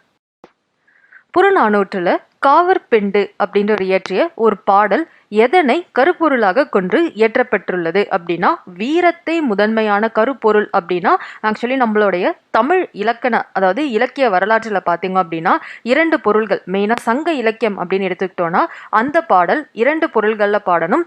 ஒன்று அகப்பொருள், ஒன்று புறப்பொருள்னு சொல்லுவாங்க. இதை தான் கருப்பொருள்னு சொல்லுவாங்க. அகப்பொருள் அப்படின்னா காதல், திருமணம், அவங்களுடைய இல்லற வாழ்க்கை, இதை பத்தி சொன்னாங்கன்னா அகப்பொருள். இதுவே புறப்பொருள் அப்படின்னா போர், வீரம், மரணம், வெற்றி, இதை பத்தி சொன்னாங்க அப்படின்னா அது புறப்பொருள். ஸோ இதை தான் பார்த்தீங்க அப்படின்னா கருப்பொருள் அப்படின்னு சொல்லுவாங்க. அதாவது கருப்பொருள் வீரமா இருந்துச்சு அப்படின்னா அது புறநூல். ஸோ புறநானூற்றுல காவற்பெண்டு அப்படின்றவர் இயற்றிய பாடலோட பொருள் பார்த்தீங்க அப்படின்னா வீரம் பற்றி இருக்கு. குதிரைகள் தங்கும் இடம் எவ்வாறு அழைக்கப்படுகிறது? ஸோ குதிரைகள் தங்கும் இடத்தை பார்த்தீங்க அப்படின்னா ஆப்ஷன் சி, கொட்டில் அப்படின்னு தான் அழைப்பாங்க. ஸோ குதிரைகள் தங்கும் இடத்தை கொட்டில் அப்படின்னு சொல்லுவாங்க. இதுல தவறான இணையை தேர்ந்தெடுக்க. ஸோ எது தப்பு அப்படின்றத நம்ம தேர்ந்தெடுக்கணும். ஸோ முதல் ஆப்ஷன் ஏல பார்த்தீங்க அப்படின்னா முற்றுப்போலி அப்படின்னு சொல்லுவாங்க. ஸோ 5 அதை பார்த்தீங்கன்னா முற்றுப்போலி அப்படின்னு சொல்றாங்க. 5 அப்படின்னா நம்பர் 5. ஸோ நம்ம தமிழ்ல பார்த்தீங்கன்னா 5 அப்படின்றது தான் பார்த்தீங்க அப்படின்னா நம்ம எழுத்து முறையில யூஸ் பண்ணுவோம். பட் வாயில நம்ம பேச்சு வழக்கில் பார்த்தீங்க அப்படின்னா 5 அப்படின்னு சொல்வோம். ஸோ 5 அப்படின்றது 5 அப்படின்ற எண்ணை குறிக்கிறதுனால அந்த போலி முற்று பெற்றுடுச்சு. ஸோ 5 அப்படின்றது முற்று போலியா அப்படின்னா அது சரி. அதே மாதிரி கால்வாய் பார்த்தீங்கன்னா இலக்கண போலி அப்படின்னு சொல்லியிருப்பாங்க. ஸோ இலக்கண போலினா நான் என்ன சொன்னேன் அப்படின்னா வார்த்தைகள் முன்பின்னா அப்படியே மாறி இருக்கும் அப்படின்னு நான் சொல்லியிருக்கேன். ஸோ கால்வாய் அப்படின்றது இலக்கண போலின்னு கொடுத்துருக்காங்க. ஸோ பார்த்தீங்க அப்படின்னா ஆமாம், கால்வாய் அப்படின்றது இலக்கண போலி. ஸோ உண்மையான வார்த்தை என்ன அப்படின்னா வாய்க்கால், அதை தான் பார்த்தீங்க அப்படின்னா கால்வாய் அப்படின்னு எழுதியிருப்பாங்க. ஸோ கால்வாய் அப்படின்றது இலக்கண போலி. ஸோ 2வதும் கரெக்ட் தான். ஸோ செவ்வாய் அப்படின்றது இடைப்போலியான்னு கேட்டிருக்காங்க. செவ்வாய் அப்படின்றது இது போலியே கிடையாது. ஸோ செவ்வாய் அப்படின்றது இடைப்போலியே கிடையாது. அதே மாதிரி வாசல் அப்படின்றது பார்த்தீங்க அப்படின்னா மருவு அப்படின்னு கொடுத்திருப்பாங்க. ஒரு சொல் மருவி, அதாவது மாற்றி அடைக்கப்படுகிறதா அப்படின்னா ஆமாம், வாசல் அப்படின்றது மருவு. அதோட உண்மையான வார்த்தை என்னன்னா வாயில். வாயில் அப்படின்றத நம்ம எழுதுவோம். பட் பேசும்பொழுது நம்ம வாசல் அப்படின்னு சொல்லுவோம். அதாவது பேசும்பொழுது வாசல்னு சொல்லுவோம், எழுதும்பொழுது வாயில் அப்படின்னு எழுதுவோம். அதாவது அது உருவு மாறி இருக்கு லைட்டா. அப்படி இருந்துச்சுன்னா அதை மருவு அப்படின்னு சொல்லுவோம். ஸோ ஆப்ஷன் டி வாசல் மருவுன்றதும் சரி. ஸோ ஆப்ஷன் சி செவ்வாய் இடைப்போலி, இது மட்டும்தான் தவறானது. மருதத்திணை பாடுவதில் வல்லவர் யார் அப்படின்னு சொல்லி கேட்டிருக்காங்க. இதில் ஆப்ஷன் சி இள நாகனார் அப்படின்றவர் தான் மருதத்திணை பாடுவதில் வல்லவர். ஸோ நம்ம சங்ககால இலக்கியம் அப்படின்னு எடுத்துக்கிட்டாலே 5 திணைகளுக்கு முக்கியத்துவம் கொடுப்பாங்க. ஸோ 5 திணைகள் வச்சு தான் பாடுவாங்க. ஸோ என்ன அப்படின்னு சொல்லி பார்த்தோம் அப்படின்னா முல்லை, மருதம், நெய்தல், பாலை, குறிஞ்சி, இந்த 5 திணைகளை வைத்து பார்த்தீங்க அப்படின்னா பாடல் பாடுவாங்க. இதுவும் பார்த்தீங்கன்னா ஒவ்வொரு திணையும் பாடுறதுக்கு ஒரு ஸ்பெஷலிஸ்ட் இருப்பாங்க. அதில் ஆப்ஷன் ஏ கபிலர் எந்த திணை பாடுவதில் ஸ்பெஷலிஸ்ட்னு பார்த்தீங்கன்னா குறிஞ்சி திணை. உருத்திரங்கண்டனார் பார்த்தீங்க அப்படின்னா பாலை திணை பாடுவதில், அதனால ஒரு பட்டினம் பாலை அப்படின்ற ஒரு நூலையை எழுதியிருப்பார். இல்ல நாகனார் பார்த்தீங்க அப்படின்னா மருதத்திணை பாடுறதுல பார்த்தீங்க அப்படின்னா வல்லவரா இருப்பார். ஸோ பேயனார் பார்த்தீங்க அப்படின்னா முல்லைத்திணை பாடுவதில் வல்லவர். மூவனார் அப்படின்றவர் பார்த்தீங்கன்னா நெய்தல் திணை பாடல்கள் பாடுவதில் வல்லவர். ஸோ கொஷின் மருதத்திணை பாடுவதில் வல்லவர் யாருன்னு கேட்டதுனால நம்ம ஆப்ஷன் சி இளநாகனார் அப்படின்றவரை சூஸ் பண்ணணும். கீழ்கண்டவற்றுள் பெரிய நீர்ப்பரப்பை கடக்க பயன்படுத்தப்படும் களத்தை தேர்ந்தெடுக்க. ஸோ ஆப்ஷன் ஏல பார்த்தோன்னா தோணின்னு இருக்கு. ஸோ தோணிலாம் பார்த்தீங்க அப்படின்னா ஆற்றை கடக்கிறதுக்கு தான். ஓடம் இதுவும் சின்ன பரிசல் மாதிரி தான். மிதவை இதெல்லாம் பார்த்தீங்கன்னா சின்ன நீர்ப்பரப்பை கடக்க தான். களம் அதை தான் பார்த்தீங்கன்னா நம்ம கப்பல் அப்படின்னு சொல்கிறோம் இல்லையா, களம் அதுதான் கப்பல். ஸோ களம் தான் பார்த்தீங்க அப்படின்னா பெரிய நீர்ப்பரப்பை கடத்த பயன்படுத்துவது களம். ஆற்றுப்படை இலக்கியம் என்பது. ஸோ ஆப்ஷன் ஏ பாருங்க, பரிசு தந்த வள்ளலை புகழ்ந்து பாடுதல். இது ஆற்றுப்படை கிடையாது. பரிசு பெற்றவர் பிறருக்கு பரிசு பெற வழிகாட்டுதல். ஒரு புலவர் இருந்திருப்பாரு, அவர் ஒரு அரசனை போய் புகழ்ந்து பாடியிருப்பாரு. அப்போ அந்த அரசன் பார்த்தீங்கன்னா பொன்னும் பொருளும் வாரி கொடுத்திருப்பாரு. அப்போ அந்த புலவருக்கு தெரிந்த புலவர்களோ அவரோட உறவினர்களோ இல்லை நண்பரோ யாராவது கஷ்டப்பட்டுட்டு இருந்தாங்க அப்படின்னா அந்த பரிசு பெற்ற புலவர் அவர் ஃப்ரெண்டுக்கோ ரிலேட்டிவ்க்கோ இந்த மாதிரி ஒரு அரசர் இருக்காரு, அவர் நீங்க புகழ்ந்து பாடினீங்க அப்படின்னா அவர் உங்களுக்கு வந்து நிறைய பொன்னும் பொருளும் கொடுப்பாரு அப்படின்னு சொல்லிட்டு சொல்லுவாரு. ஸோ அவரும் பார்த்தீங்கன்னா அந்த அரசரை பற்றின நியூஸ் எல்லாம் எடுத்துக்கிட்டு அதை ஒரு பாடலா எடுத்துட்டு வந்து அரசவையில படிச்சு பரிசில் பெற்று செல்வாங்க. இதுக்கு பேர் தான் பாத்தீங்க அப்படின்னா ஆற்றுப்படை. ஸோ பரிசு பெற்றவர் பிறருக்கு பரிசு பெற வழிகாட்டுதல், இதுதான் பாத்தீங்க அப்படின்னா ஆற்றுப்படை. இராணுவம் என்பது எவ்வகை சொல் அப்படின்னு கேட்குறாங்க. இராணுவம் என்பது முழுக்க முழுக்க வட சொல். ஸோ அதனால் இராணுவம் என்பது பார்த்தீங்க அப்படின்னா இயற்சொல் திரிச்சொல் திசை சொல்லா இல்லை, இது வட சொல். ஸோ வடல அது சமஸ்கிருத சொல்லான அதிலிருந்து திரிந்து தான் பார்த்தீங்கன்னா நம்ம இராணுவம் அப்படின்ற வார்த்தையை வந்து இங்கே பயன்படுத்திட்டு இருக்கோம். தவறான இணையை தேர்ந்தெடுக்க. ஸோ ஆப்ஷன் ஏல பாருங்க, மாபெரும் அப்படின்ற சொல் உரி இயற்சொல். இது சரியானு கேட்டா இது சரி. பொன்னை அப்படின்றது இடை இயற்சொல். இது சரியானு கேட்டா இதுவும் சரி. வந்தான் அப்படின்றது வினை இயற்சொல். இது சரியானா இதுவும் சரி. அன்னம் அப்படின்றது இடை இயற்சொல். இது சரியா தவறா அப்படின்னா இந்த ஆப்ஷன் டி அன்னம் அப்படின்றது இடை இயற்சொல் கிடையவே கிடையாது. ஓகேவா? ஸோ என்ன அப்படி இந்த இடைச்சொற்கள், அதாவது பெயர் சொல், இடைச்சொல், வினை சொல், உரிச்சொல், இதெல்லாம் என்ன அப்படின்றத இப்போ பார்ப்போம். ஸோ பார்த்துட்டு திருப்பி அதோட கொஷனை வந்து பார்ப்போம். அப்போ உங்களுக்கு இன்னும் கிளியரா புரியும். ஸோ சொற்வகையில் பார்த்தோம் அப்படின்னா நம்ம தமிழில் 4 வகையான சொல் இருக்குது. பெயர் சொல், ஒரு இடத்தையோ இல்லை ஒருத்தவங்களையோ சுட்டி காட்டி சொன்னோம் அப்படின்னா அது பெயர் சொல். ஃபார் எக்ஸாம்பிள் மலை. வினை சொல், ஒரு வினை செய்வதன் மூலம் வரும் சொல் வினை சொல். சென்றான், வந்தான், தின்றான், இதெல்லாமே வினை சொல். இடைச்சொல் அப்படின்றது பார்த்தீங்க அப்படின்னா வரிசை, ஐகாரம், ஐ, கை, நை, சை, ஞை, இந்த மாதிரி வரிசையில் வர்றது எல்லாமே இடையில, அதாவது 2 சொல்லியும் கனெக்ட் பண்றதுக்காக சொல்றது இடைச்சொல். ஸோ உரிச்சொல் அப்படின்னு சொல்லி பார்த்தீங்க அப்படின்னா மா, அதாவது இருக்கும் பொருளை இன்னும் உயர்த்தி கூறணும் அப்படின்னா அது உரிச்சொல். ஸோ மா, இந்த மாதிரி எல்லாம் பார்த்தீங்கன்னா இதெல்லாமே உரிச்சொல். இப்போ நம்ம கொஸ்டினை திருப்பி பார்ப்போம். ஆப்ஷன் ஏ மாபெரும், இது உரி இயற்சொல்லா அப்படின்னு கேட்குறாங்க. ஆமாம், உரி அப்படின்னா என்ன சொன்ன, உயர்த்தி கூறுவது. பெரும் அப்படின்னா பெருசு, மாபெரும் அப்படின்னா ரொம்ப பெருசு. ஸோ இது உரி இயற்சொல். ஆமாம், இது சரி. பொன்னை அப்படின்றது இடை இயற்சொல். ஸோ ஐகாரம் ஐ மற்றும் அதோடைய வரிசை ஐ, கை, நை, சை, நை இதெல்லாம் இருந்துச்சுன்னா அது ஐகாரம். ஸோ பொன்னையில் பாருங்க நை ஐகாரம் வந்திருக்கு. ஸோ இது இடை இயற்சொல். வந்தான், இது பார்த்தீங்கன்னா வினை இயற்சொல்லான்னு கேட்டிருக்காங்க. ஆமாம், வந்தான் அப்படின்றது வினை செய்தல். ஸோ இது வந்து வினை இயற்சொல். ஸோ அன்னம் அப்படின்றது இடை இயற்சொல்லான்னு கேட்டிருக்காங்க. இது கிடையாது. இது பார்த்தீங்க அப்படின்னா அன்னம் அப்படின்றது பெயர் இயற்சொல். ஆனால் இங்கே இடை இயற்சொல் அப்படின்னு கொடுத்துருக்காங்க. ஏன்னா இடை இயற்சொல் அப்படின்னா ஐகாரம், அந்த ஐ லைன் வரணும். இங்க எங்கேயுமே அந்த ஐ இல்லை ஐயோ, கை, நை, சை, நை அந்த மாதிரி அது வரைக்கும் அந்த வரிசை வரவே இல்லை.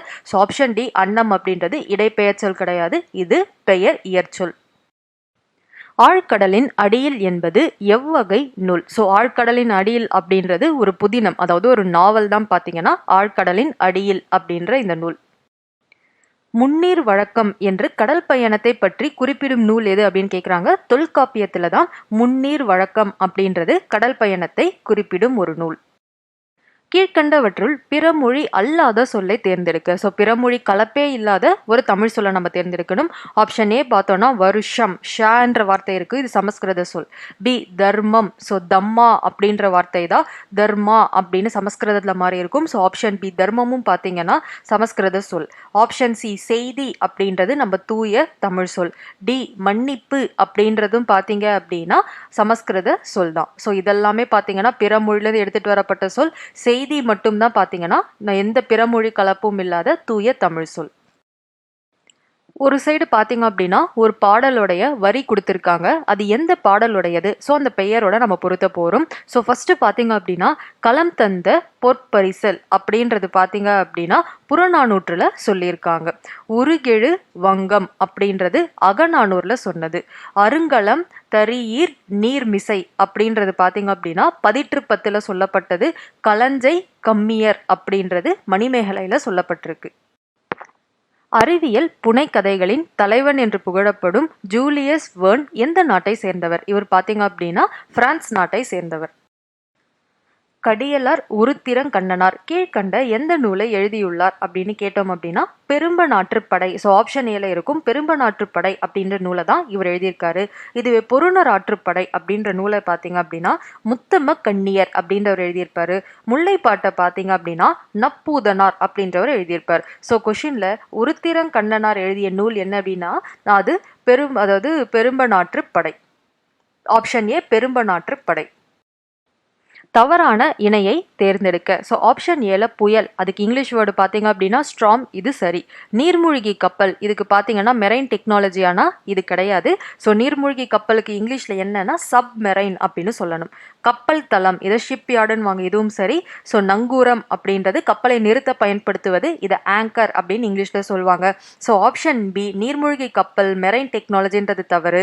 நீர்மூழ்கி கப்பலுக்கு சப்மெரைன் அப்படின்றது தான் சரியான விடை. ஸோ இந்த கொஸ்டினுக்கு ஆன்சர் பார்த்தீங்கன்னா ஆப்ஷன் பி நீர்மூழ்கி கப்பல் மெரைன் டெக்னாலஜின்றது தவறு.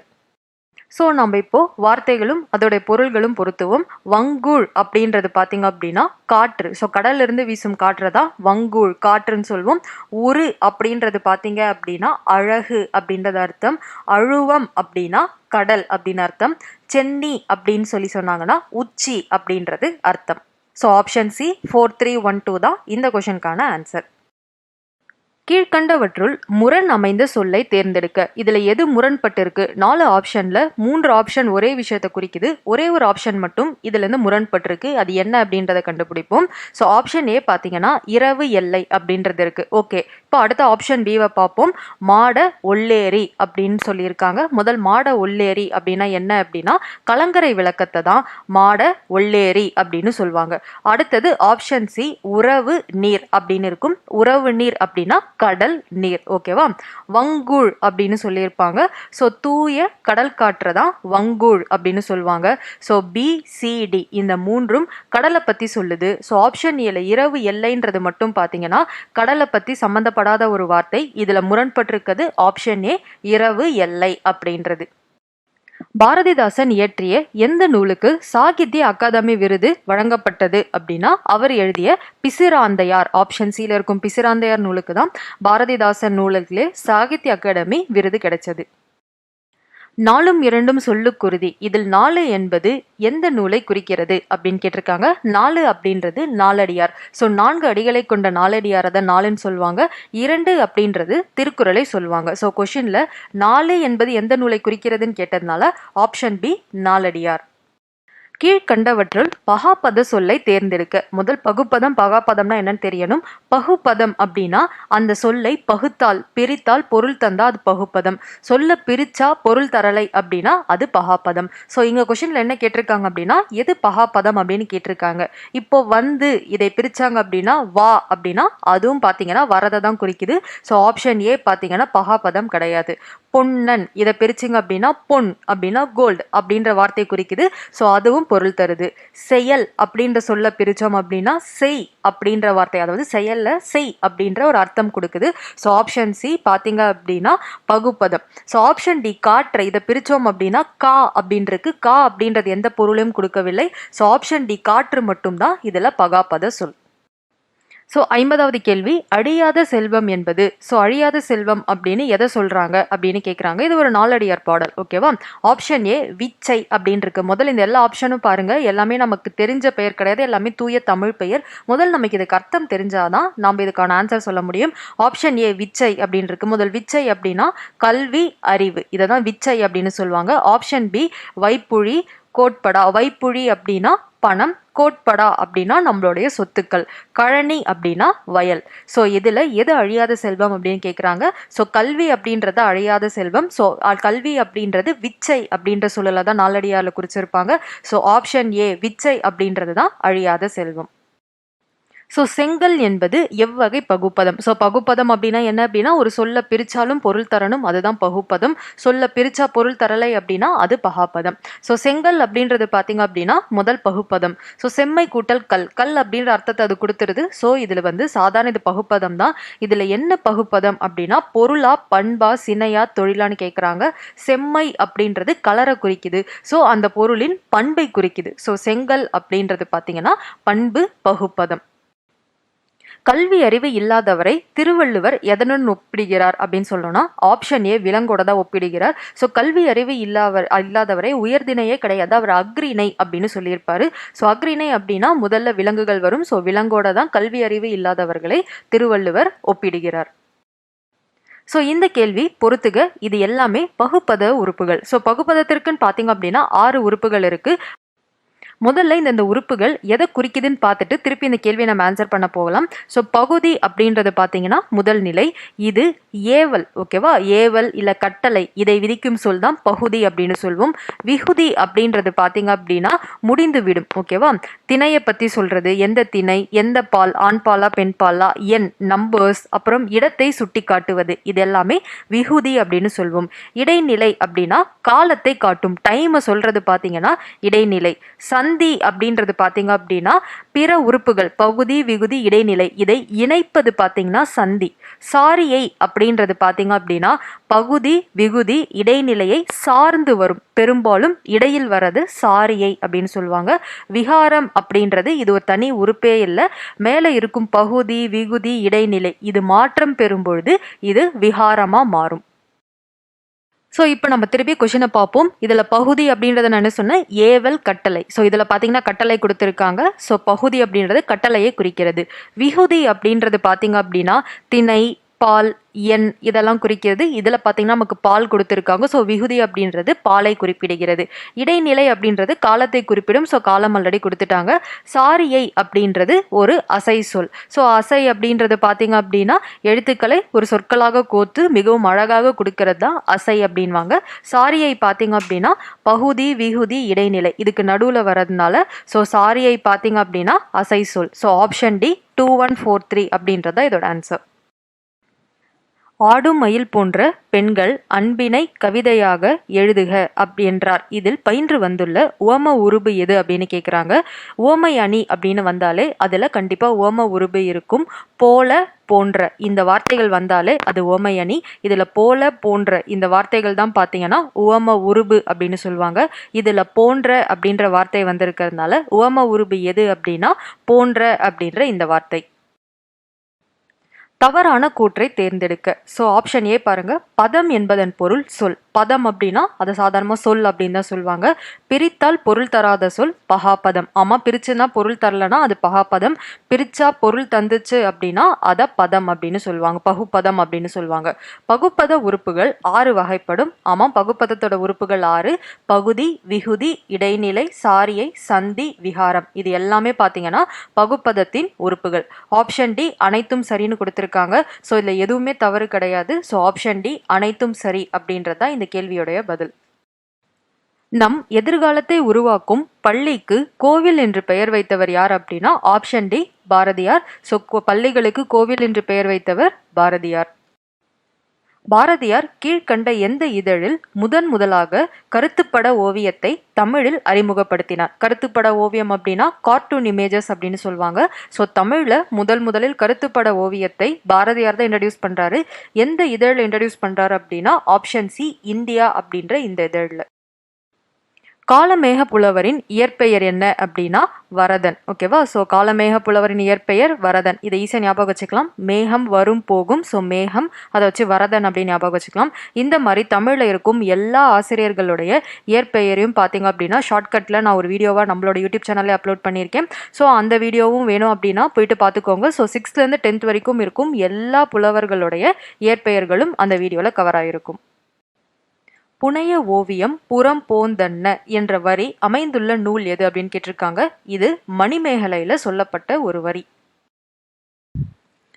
ஸோ பார்த்தீங்க அப்படின்னா அரசர்களின் ஆணைகள் மற்றும் அரசு ஆவணங்கள் கீழ்கண்ட எந்த ஓவியம் மூலம் பதிவு செய்யப்பட்டன அப்படின்னா அரசு ஆவணம். ஸோ கவர்மெண்ட் டாக்குமெண்ட்ஸ் எல்லாமே பார்த்தீங்க அப்படின்னா செப்பேடுகள் அதில் தான் பார்த்தீங்க அப்படின்னா பதிவு செய்யப்படும். ஸோ நாட்காட்டி ஓவியம், தந்த ஓவியம், ஓலைச்சுவடி ஓவியம் இதிலெல்லாம் பார்த்தீங்க அப்படின்னா புலவர்களுடைய முக்கியமான கருத்துகள் இதில் தான் பார்த்தீங்க அப்படின்னா இந்த ஓவியங்களில் வந்து ரெக்கார்ட் பண்ணப்படும். ஸோ நாட்காட்டியில் பார்த்தீங்க அப்படின்னா தூது ஏதாவது வந்துச்சு அப்படின்னா நாட்காட்டியில் வந்து படிப்பாங்க. செப்பேடு பார்த்தீங்க அப்படின்னா ஆணைகள் இதெல்லாமே இருக்கும். ஸோ தந்த ஓவியம் இதுவும் பார்த்தீங்க அப்படின்னா ஒரு முக்கியமான விஷயம், அந்த நாட்டை பற்றின ஒரு முக்கியமான விஷயம். ஓலைச்சுவடி ஓவியத்தில் பார்த்தீங்க அப்படின்னா அந்த ஊர் புலவர்களுடைய முக்கியமான அந்த கருத்துக்கள்லாம் ஓலைச்சுவடியில் இருக்கும். ஸோ அரசர்களின் ஆணைகள் எந்த ஓவியத்தில் இருக்கும் அப்படின்னா செப்பேடு ஓவியங்களில் தான் இருக்கும். ஸோ அடுத்தது பார்த்தீங்கன்னா ஒரு பொறுத்துக. இது மனம், அதாவது வாசனை, இதை பற்றின ஒரு பொறுத்துக. பாறை உடைப்பவர் சிலை. ஸோ பாறை உடைத்து சிலை செய்பவர், இவர் மேலே இருக்கும் மனம் என்ன அப்படின்னு சொல்லி பார்த்தோம்னா வியர்வை நெடி. உழவர் உருவ வார்ப்பு. ஸோ இவர் மேலே இருக்கும் அந்த மனம் பார்த்தீங்கன்னா ஈரமண்ணுடைய மனம். தாயின் உருவம் அப்படின்னு சொல்லும் பொழுது அன்பும் பாசமும். சிறு குழந்தை, அவங்க மேலே இருக்கும் மனம் பாலின் மனம். ஸோ இதுதான் பார்த்தீங்க அப்படின்னா இந்த பொறுத்துகோட ஆன்சர். ஒரே பாடலில் 2 பொருள் அமையுமாறு பாடுவது எவ்வகை அணி அப்படின்னு கேட்பாங்க. ஒரே பாடல் தான், ஃபர்ஸ்ட் லைன்ல ஒரு விஷயம் சொல்லியிருப்பாங்க, செகண்ட் லைன்ல அப்படியே அந்த விஷயத்தை மாற்றி இன்னொரு விஷயமா சொல்லியிருப்பாங்க. அப்படி எழுதப்பட்ட பாடல்கள் பார்த்தீங்க அப்படின்னா இரட்டுற மொழிதல் அணி அப்படின்னு சொல்லுவாங்க. அதற்கு இன்னொரு பேரும் இருக்கு, ஸ்லேடை அணி. ஸோ இந்த கொஷனுக்கு நம்ம ஆன்சர் பார்த்தோம் அப்படின்னா இரட்டுற மொழிதல் அணினாலும் ஸ்லேடை அணி அப்படின்னாலும் ரெண்டும் ஒன்று தான். ஸோ ஆப்ஷன் டி, ஏ மற்றும் பி. கையெழுத்துப்படி என்பதற்கு இணையான ஆங்கில சொல்லை தேர்ந்தெடுக்க அப்படின்னு கொடுத்துருக்காங்க. இதில் பார்த்தீங்க அப்படின்னா மேனுஸ்கிரிப்ட் அப்படின்றது தான் பார்த்தீங்க அப்படின்னா கையெழுத்துப்படி. ஸோ மேனுஸ்கிரிப்ட் அப்படின்றது தான் பார்த்தீங்கன்னா கையெழுத்துப்படி அப்படின்னு சொல்லுவாங்க. திருவள்ளுவர் கோட்டத்தின் கருவறை எந்த வடிவத்தில் அமைந்திருக்கும் அப்படின்னு கேட்குறாங்க. ஸோ அதோட கருவறை பார்த்தீங்க அப்படின்னா எண் கோணம், 8 கார்னர்ஸோட இருக்கும். எண் கோணத்தின் வடிவத்தில் தான் பார்த்தீங்க அப்படின்னா திருவள்ளுவரின் கோட்டத்துடைய கருவறை இருக்கும். இந்த திருவள்ளுவர் கோட்டம் பார்த்தீங்கன்னா சென்னையில் கோடம்பாக்கத்தில் இருக்குது. ஸோ அதோட கருவறை பார்த்தீங்கன்னா எண் கோணமாக இருக்கும். சரியான இணையை தேர்ந்தெடுக்க. ஸோ எந்தெந்த நூலகம், எந்தெந்த பல்கலைக்கழகம் எந்த ஊரில் இருக்குது அப்படின்றது தான் இதில் வந்து சரியான இணையை தேர்ந்தெடுக்க கொடுத்துருக்காங்க. உவேசா நூலகம் பார்த்தீங்கன்னா கன்னியாகுமரின்னு கொடுத்துருக்காங்க, கிடையாது. உவேசா நூலகம் சென்னை. அப்புறம் கீழ்திசை நூலகம், இது பார்த்தீங்கன்னா பூம்புகார்னு கொடுத்துருக்காங்க, பூம்புகார் கிடையாது. கீழ்திசை நூலகமும் சென்னையில் தான் இருக்குது. தமிழ் பல்கலைக்கழகம், இது தஞ்சாவூர்னு கொடுத்துருக்காங்க, தஞ்சாவூரில் தான் தமிழ் பல்கலைக்கழகம் இருக்குது. ஸோ ஆப்ஷன் சி தான் பார்த்தீங்க அப்படின்னா கரெக்டாக பொருந்திருக்கு. ஆப்ஷன் டி, திருவள்ளுவர் சிலை மதுரைன்னு கொடுத்துருக்காங்க, கிடையாது. திருவள்ளுவர் சிலை கன்னியாகுமரி. வள்ளுவர் கோட்டத்தில் அறத்துப்பாலில் அமைந்துள்ள குறள்கள் எந்த நிற பளிங்கு கற்களால் பொறிக்கப்பட்டுள்ளன அப்படின்னு கேட்டிருக்காங்க. ஸோ இதில் பார்த்தீங்க அப்படின்னா அறத்துப்பாலில் இருக்கும் குறள்கள் எல்லாமே கருநிற பளிங்கு கற்களால் பொறிக்கப்பட்டுள்ளன. ஸோ அடுத்த பொறுத்துக பார்த்தீங்க அப்படின்னா ஒரு சைடு ஓவியம், அதற்கான வார்த்தைகள் கொடுத்துருக்காங்க, அதுக்கான கரெக்டான தமிழ் சொல் நம்ம வந்து சூஸ் பண்ணி எழுத போகிறோம். ஸோ ஓவியம் அப்படின்றத பார்த்தீங்க அப்படின்னா வட்டிகை செய்தி அப்படின்றது தான். ஓவியம் வரைபவர், அவரை பார்த்தீங்கன்னா கிழவி வல்லோன் அப்படின்னு சொல்லுவாங்க. ஓவிய கூடம், இதை பார்த்தீங்க அப்படின்னா சித்திர அம்பலம் அப்படின்னு சொல்லுவாங்க. தொழிற்பெயர், அதில் பார்த்தீங்க அப்படின்னா கற்றல் அப்படின்றது பார்த்தீங்கன்னா தொழிற்பெயர். So option D. இந்த கேள்வியில் தொழிற்பெயர் கீழ்கண்ட எந்த இடத்தில் மட்டுமே வரும்? ஸோ ஆப்ஷன் ஏ பார்த்தோன்னா தன்மை, இது பார்த்தீங்க அப்படின்னா பண்பை குறிக்கிறது. ஸோ ஆப்ஷன் பி பார்த்தீங்கன்னா முன்னிலை, இதுவும் பண்பு, ஸோ முன்னாடி இருக்கிறது. ஸோ ஆப்ஷன் சி பார்த்தீங்கன்னா படற்கை அப்படின்னு சொல்கிறாங்க. ஸோ படர்ந்துள்ள கை, இதில் மட்டும்தான் அந்த தொழிற்பெயர் வந்திருக்கு. ஸோ இது மட்டும்தான் பார்த்தீங்கன்னா தொழிற்பெயர் வரும் இடம். ஸோ ஆப்ஷன் டி எதுவும் இல்லை அப்படின்றதற்கு இது கிடையாது. ஸோ ஆப்ஷன் சி படற்கை மட்டும்தான்.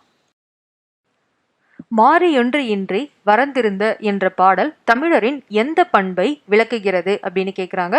இதில் பார்த்தீங்க அப்படின்னா விருந்தோம்பல். ஸோ வந்தவர்களை வரவேற்கும் விதமாக தான் இந்த பாடல் பாடப்பட்டிருக்கு. ஸோ ஆப்ஷன் சி விருந்தோம்பல். ஸோ அடுத்தது தென்னிந்தியாவின் ஆக்ஸ்போர்ட் என்று அழைக்கப்படும் நகரம் எது அப்படின்னு சொல்லி கேட்குறாங்க. ஸோ ஆப்ஷன் பி பாளையங்கோட்டை தான். அந்த காலத்தில் பார்த்தீங்க அப்படின்னா நிறைய பள்ளிக்கூடங்கள் நிறைய கல்லூரிகள் பாளையங்கோட்டையில் இருந்ததாம். ஸோ அதனால தென்னிந்தியாவின் ஆக்ஸ்போர்ட் அப்படின்னு சொல்லிட்டு பார்த்தீங்க அப்படின்னா பாளையங்கோட்டை சொல்லுவாங்க. ஏன்னா ஆக்ஸ்போர்ட் அப்படின்ற இடத்துல தான் உலகத்திலே இன்னைக்கும் பெரிய ஆக்ஸ்போர்ட் யூனிவர்சிட்டி இருக்கு. அந்த மாதிரி அந்த காலத்தில் பாளையங்கோட்டை இருந்துச்சாம். ஸோ அதனால தென்னிந்தியாவின் ஆக்ஸ்போர்ட் அப்படின்ட்டு பாளையங்கோட்டையை சொல்லியிருக்காங்க. இதில் தவறாக பிரிக்கப்பட்ட சொல்லை தேர்ந்தெடுக்க. ஸோ ஆப்ஷன் ஏ பார்த்தீங்க அப்படின்னா பழமொழின்னு இருக்கு. இதை பழமொழின்னு பிரிச்சிருக்காங்க. இது தவறு. பழமை கூட்டல் மொழி அப்படின்னு பிரிக்கணும். ஸோ ஆப்ஷன் ஏவே நமக்கு தவறாக தான் இருக்கு. எதுக்கும் அடுத்து எல்லாத்தையும் செக் பண்ணிடுவோம். ஆப்ஷன் பி உலையுள் அப்படின்னு இருக்கு. உலை கூட்டல் உள் இது சரியா இருக்கு. ஒன்றாகி அப்படின்றது ஒன்று கூட்டல் ஆகி இதுவும் சரியாக பிரிக்கப்பட்டிருக்கு. நீர் உலையில் இதில் பார்த்தீங்கன்னா நீர் கூட்டல் உலையில். ஸோ மீதி மூணும் கரெக்டாக இருக்கு. ஸோ ஆப்ஷன் ஏ பழமொழி தான் பார்த்தீங்கன்னா தப்பா இருக்கு. ஏன்னா பழமொழியை பிரிச்சோன்னா பழமை கூட்டல் மொழி அப்படின்னு பிரிக்கணும். மயில் போல ஆடினாள் இதில் அமைந்துள்ள உவமானத்தை தேர்ந்தெடுக்க அப்படின்னு சொல்லியிருக்காங்க. உவமானம் யாரை உவமானம் படுத்தியிருக்காங்க, அதாவது எந்த பொருளோட ஒப்பிட்டு இருக்காங்க அப்படின்னு சொல்லி பார்த்தோம் அப்படின்னா மயில் போல ஆடினாள். ஸோ அந்த பெண்ணை மயிலோட ஒப்பிட்டு உவமைப்படுத்தி சொல்லியிருக்காங்க. இதில் மயில் அப்படின்றது தான் பார்த்தீங்க அப்படின்னா உவமானம். கீழ்கண்டவற்றுள் திருநெல்வேலியில் பிறந்தவர்களில் தவறானதை தேர்ந்தெடுக்க. ஸோ நம்மாழ்வார் பார்த்தீங்கன்னா அவர் திருநெல்வேலியில் பிறந்தவர். கவிராச பண்டிதர் அப்படின்றவர் திருநெல்வேலியில் பிறந்தவர். வீரமா முனிவர் அப்படின்றவர் அவர் இந்தியரே கிடையாது, இத்தாலி நாட்டை சேர்ந்தவர். அவரோட உண்மையான பேர் பார்த்தீங்கன்னா கான்ஸ்டன்டோ பிஸ்கி அப்படின்றது தான். ஸோ வீரமா முனிவர் தமிழ்நாட்டில் இல்லை, இந்தியாவிலே அவர் பிறந்தவர் இல்லை. ஸோ ஆப்ஷன் சி வீரமா முனிவராக தான் இருக்கணும். நம்ம எதுக்கும் ஆப்ஷன் டியை செக் பண்ணிப்போம். குமரகுருபரர் இவரும் திருநெல்வேலியில் பிறந்தவர். ஸோ இந்த கொஷனுக்கு ஆன்சர் பார்த்தீங்கன்னா ஆப்ஷன் சி வீரமா முனிவர். பாரியின் மகளிரிடம் இறந்து நின்றவர்கள் யார் அப்படின்னா ஆப்ஷன் ஏ பாணர்கள். ஓகேவா, பாணர்கள் அப்படின்னா அந்த இசைக்கருவி செய்பவர்கள். பாணர்கள் தான் பார்த்தீங்கன்னா பாரி மகளிடம் இறந்து நின்றவர்கள். இப்போ அடுத்த பொறுத்துக பார்ப்போம். மணி அப்படின்றது பார்த்தீங்க அப்படின்னா முற்றிய நெல் மணி, அதை தான் பார்த்தீங்கன்னா மணி அப்படின்னு சொல்லுவோம். குழி அப்படின்னா நில அளவை பெயர், நிலத்தை அளக்கிறது நில அளவை பெயர். சான் அப்படின்றது பார்த்தீங்கன்னா நீட்டல் அளவை பெயர். நீட்டை நம்ம மெஷர் பண்ணுறது சான் முழம் அப்படின்லாம் சொல்லுவோம் இல்லையா, அந்த சான் அப்படின்றது நீட்டல் அளவை பெயர். சீலை அப்படின்றது பார்த்தீங்க அப்படின்னா புடவை. சேலை அப்படின்னு நம்ம சொல்கிறோம், பட் அதன் உண்மையான பெயர் சீலை அப்படின்றது புடவை. So option B 3142. ஸோ இதில் தவறான இணையை தேர்ந்தெடுக்க சொல்லியிருக்காங்க. ஆப்ஷன் ஏ பொதிகை மலை இளங்கோவடிகள் இது சரியான இணை. திக்கெல்லாம் புகழூரும் திருநெல்வேலி இதை சொன்னது பார்த்தீங்கன்னா திருஞான சம்பந்தர் கரெக்டு தான். தன்பொருணை புனல் நாடு அப்படின்னு சொன்னது திருநாவுக்கரசர்னு கொடுத்துருக்காங்க, கிடையாது. தன்பொருணை புனல் நாடு அப்படின்னு சொன்னது பார்த்தீங்கன்னா சேக்கிழார். ஸோ ஆப்ஷன் சி தான் தவறு. வானகரங்கள் கனி கொடுத்து அப்படின்னு சொல்லுவாங்க, இது திருக்கூட ராசப்ப கவிராயர் சொன்னது. ஸோ இல்லை ஆப்ஷன் சி தான் தவறானது. மழையருவி என்பது எவ்வகை பாடல்களால் தொகுக்கப்பட்ட நாட்டுப்புற பாடல் அப்படின்னு சொல்றாங்க. மழையருவி என்பது தொழில் பாடல். இந்த பொறுத்துக பார்ப்போம். இந்த பொறுத்துகளை ஒரு சைடு வாக்கியங்கள் கொடுத்துருக்காங்க, இன்னொரு சைடு அது என்ன அணி அப்படின்றத நம்ம பொருத்தணும். ஸோ ஃபர்ஸ்ட் பாருங்க, மீன் போன்ற கண் இது பார்த்தீங்கன்னா உவமை அணி. போன்ற போல அப்படின்ற உவம உருபுகள் வந்தாலே அது உவமை அணி. ஸோ ஃபர்ஸ்ட் அப்படி டைரக்டாக மேட்ச் ஆயிடுச்சு. ஸோ செகண்டை பார்ப்போம். பொன்மழை பொழிந்தது போல இல் பொருள் உவமை அணின்னு கொடுத்துருக்காங்க. கரெக்டு. இந்த லைன் பார்த்தீங்கன்னா இல் பொருள் உவமை அணி தான். ஏன் இல் பொருள் உவமை அணி அப்படின்னு சொல்லி பார்த்தோம்னா பூமியில நடக்காத ஒரு விஷயத்த நடந்த மாதிரி சொல்றது தான் இல் பொருள், இல்லாத ஒரு பொருள். ஸோ இந்த லைன்ல பாருங்க பொன்மழை அப்படின்றது இருக்கு. பொன்மழை அப்படின்னா தங்க மழை. இது வரைக்கும் பூமியில அப்படி ஒரு விஷயம் நடந்ததே இல்லை. ஸோ ஒரு விஷயத்தை மிகைப்படுத்தி கூறுறதுக்காக இல்லாத ஒரு விஷயத்த சொல்றது தான் இல் பொருள் உவமையணி. தொட்டனை தூரும் மணற்கேணி அப்படின்ற குரல்ல பாத்தீங்க அப்படின்னா எடுத்துக்காட்டு உவமையணி இருக்கிறத சொல்லியிருப்பாங்க. உவமை அணிக்கும் எடுத்துக்காட்டு உவமை அணிக்கும் ஒரே ஒரு வித்தியாசம், ஒரு விஷயத்தை இன்னொரு விஷயம் கொண்டு உருவகப்படுத்தி சொல்றது தான் உவமை அணி. அதாவது மீன் போன்ற கண் அப்படின்னா கண்ணு மீன் மாதிரி இருக்கு அப்படின்னு ஒன்னோட ஒன்று கம்பேர் பண்ணி சொல்றது உவமை அணி. ஆனா உவமை அணியில போன்ற போலன்ற வார்த்தைகள் இருக்கும். எடுத்துக்காட்டு உவமை அணியில போன்ற போல அப்படின்ற வார்த்தைகள் இல்லாம ஒன்னுத்தை இன்னொருத்தோட கம்பேர் பண்ணியிருக்காங்க அப்படின்னா அது எடுத்துக்காட்டு உவமை அணி. தொட்டனை தூரும் மணற்கேணி அப்படின்றது பார்த்தீங்கன்னா எடுத்துக்காட்டு உவமை அணி. ஸோ ஆப்ஷன் டி தான் இது கரெக்ட். முதுமக்கள் தாழிகள் கண்டெடுக்கப்பட்ட ஆதிச்சநல்லூர் தற்போது எந்த மாவட்டத்தில் அமைந்துள்ளது அப்படின்னா தூத்துக்குடி மாவட்டம். ஸோ ஆதிச்சநல்லூர் அப்படின்றது தூத்துக்குடி மாவட்டம். திருநெல்வேலி பகுதியை வளம் செழிக்க செய்யும் ஆறு எது அப்படின்னு கேட்டிருக்காங்க. தன்பொருணை அப்படின்ற ஆறு தான் பார்த்தீங்கன்னா திருநெல்வேலி பகுதியில் வளம் சேர்க்கும் ஒரு ஆறு. முனைப்பாடியார் இயற்றிய அறநெறி சாரம் எத்தனை பாடல்களை கொண்டது அப்படின்னா ஆப்ஷன் சி 225 பாடல்களை கொண்டது. நாரணன் என்று குறிப்பிடப்படுபவர் யார்? ஸோ ஆப்ஷன் ஏலே இருக்கு. திருமாலுக்கு தான் பார்த்தீங்கன்னா நாரணன், நாராயணன் இந்த பேர் எல்லாமே திருமாலுக்கான பெயர். உலகம் உண்ண உன் உடுத்த உடுப்பாய் என்று கூறியவர் பார்த்தீங்க அப்படின்னா புரட்சி கவிஞர் பாரதிதாசன் தான் உலகம் உண்ண உன் உடுத்த உடுப்பாய் அப்படின்னு கூறியவர். முகமலர் என்ற உருவகத்தை உவமை தொடராக மாற்றுக. இது பார்த்தீங்க அப்படின்னா ஒரு உருவகம், முகத்தை மலர் மாதிரி வர்ணிச்சிருக்காங்க. ஸோ இதில் உவமை தொடராக இதை மாற்றணும். ஸோ உவமை அப்படின்னாலே போல் போன்றன்ற வார்த்தை வரணும். ஸோ முகமலர் அப்படின்றத அப்படியே என்ன பண்ணுறாங்க அப்படின்னா மலர் போன்ற முகம் அப்படின்னு எழுதுறாங்க. ஆப்ஷன் பி மட்டும்தான் இந்த சரி. ஸோ மலர் போன்ற முகம் அப்படின்றது தான் உவமை தொடர். எதிர் சொல்லுடன் பொறுத்துக. ஸோ பிறப்பு அப்படின்னா நமக்கு தெரியும் இறப்பு, இரவு அப்படின்னா பகல், இன்பம் அப்படின்னா துன்பம், ஒளி அப்படின்னா இருள். So option C.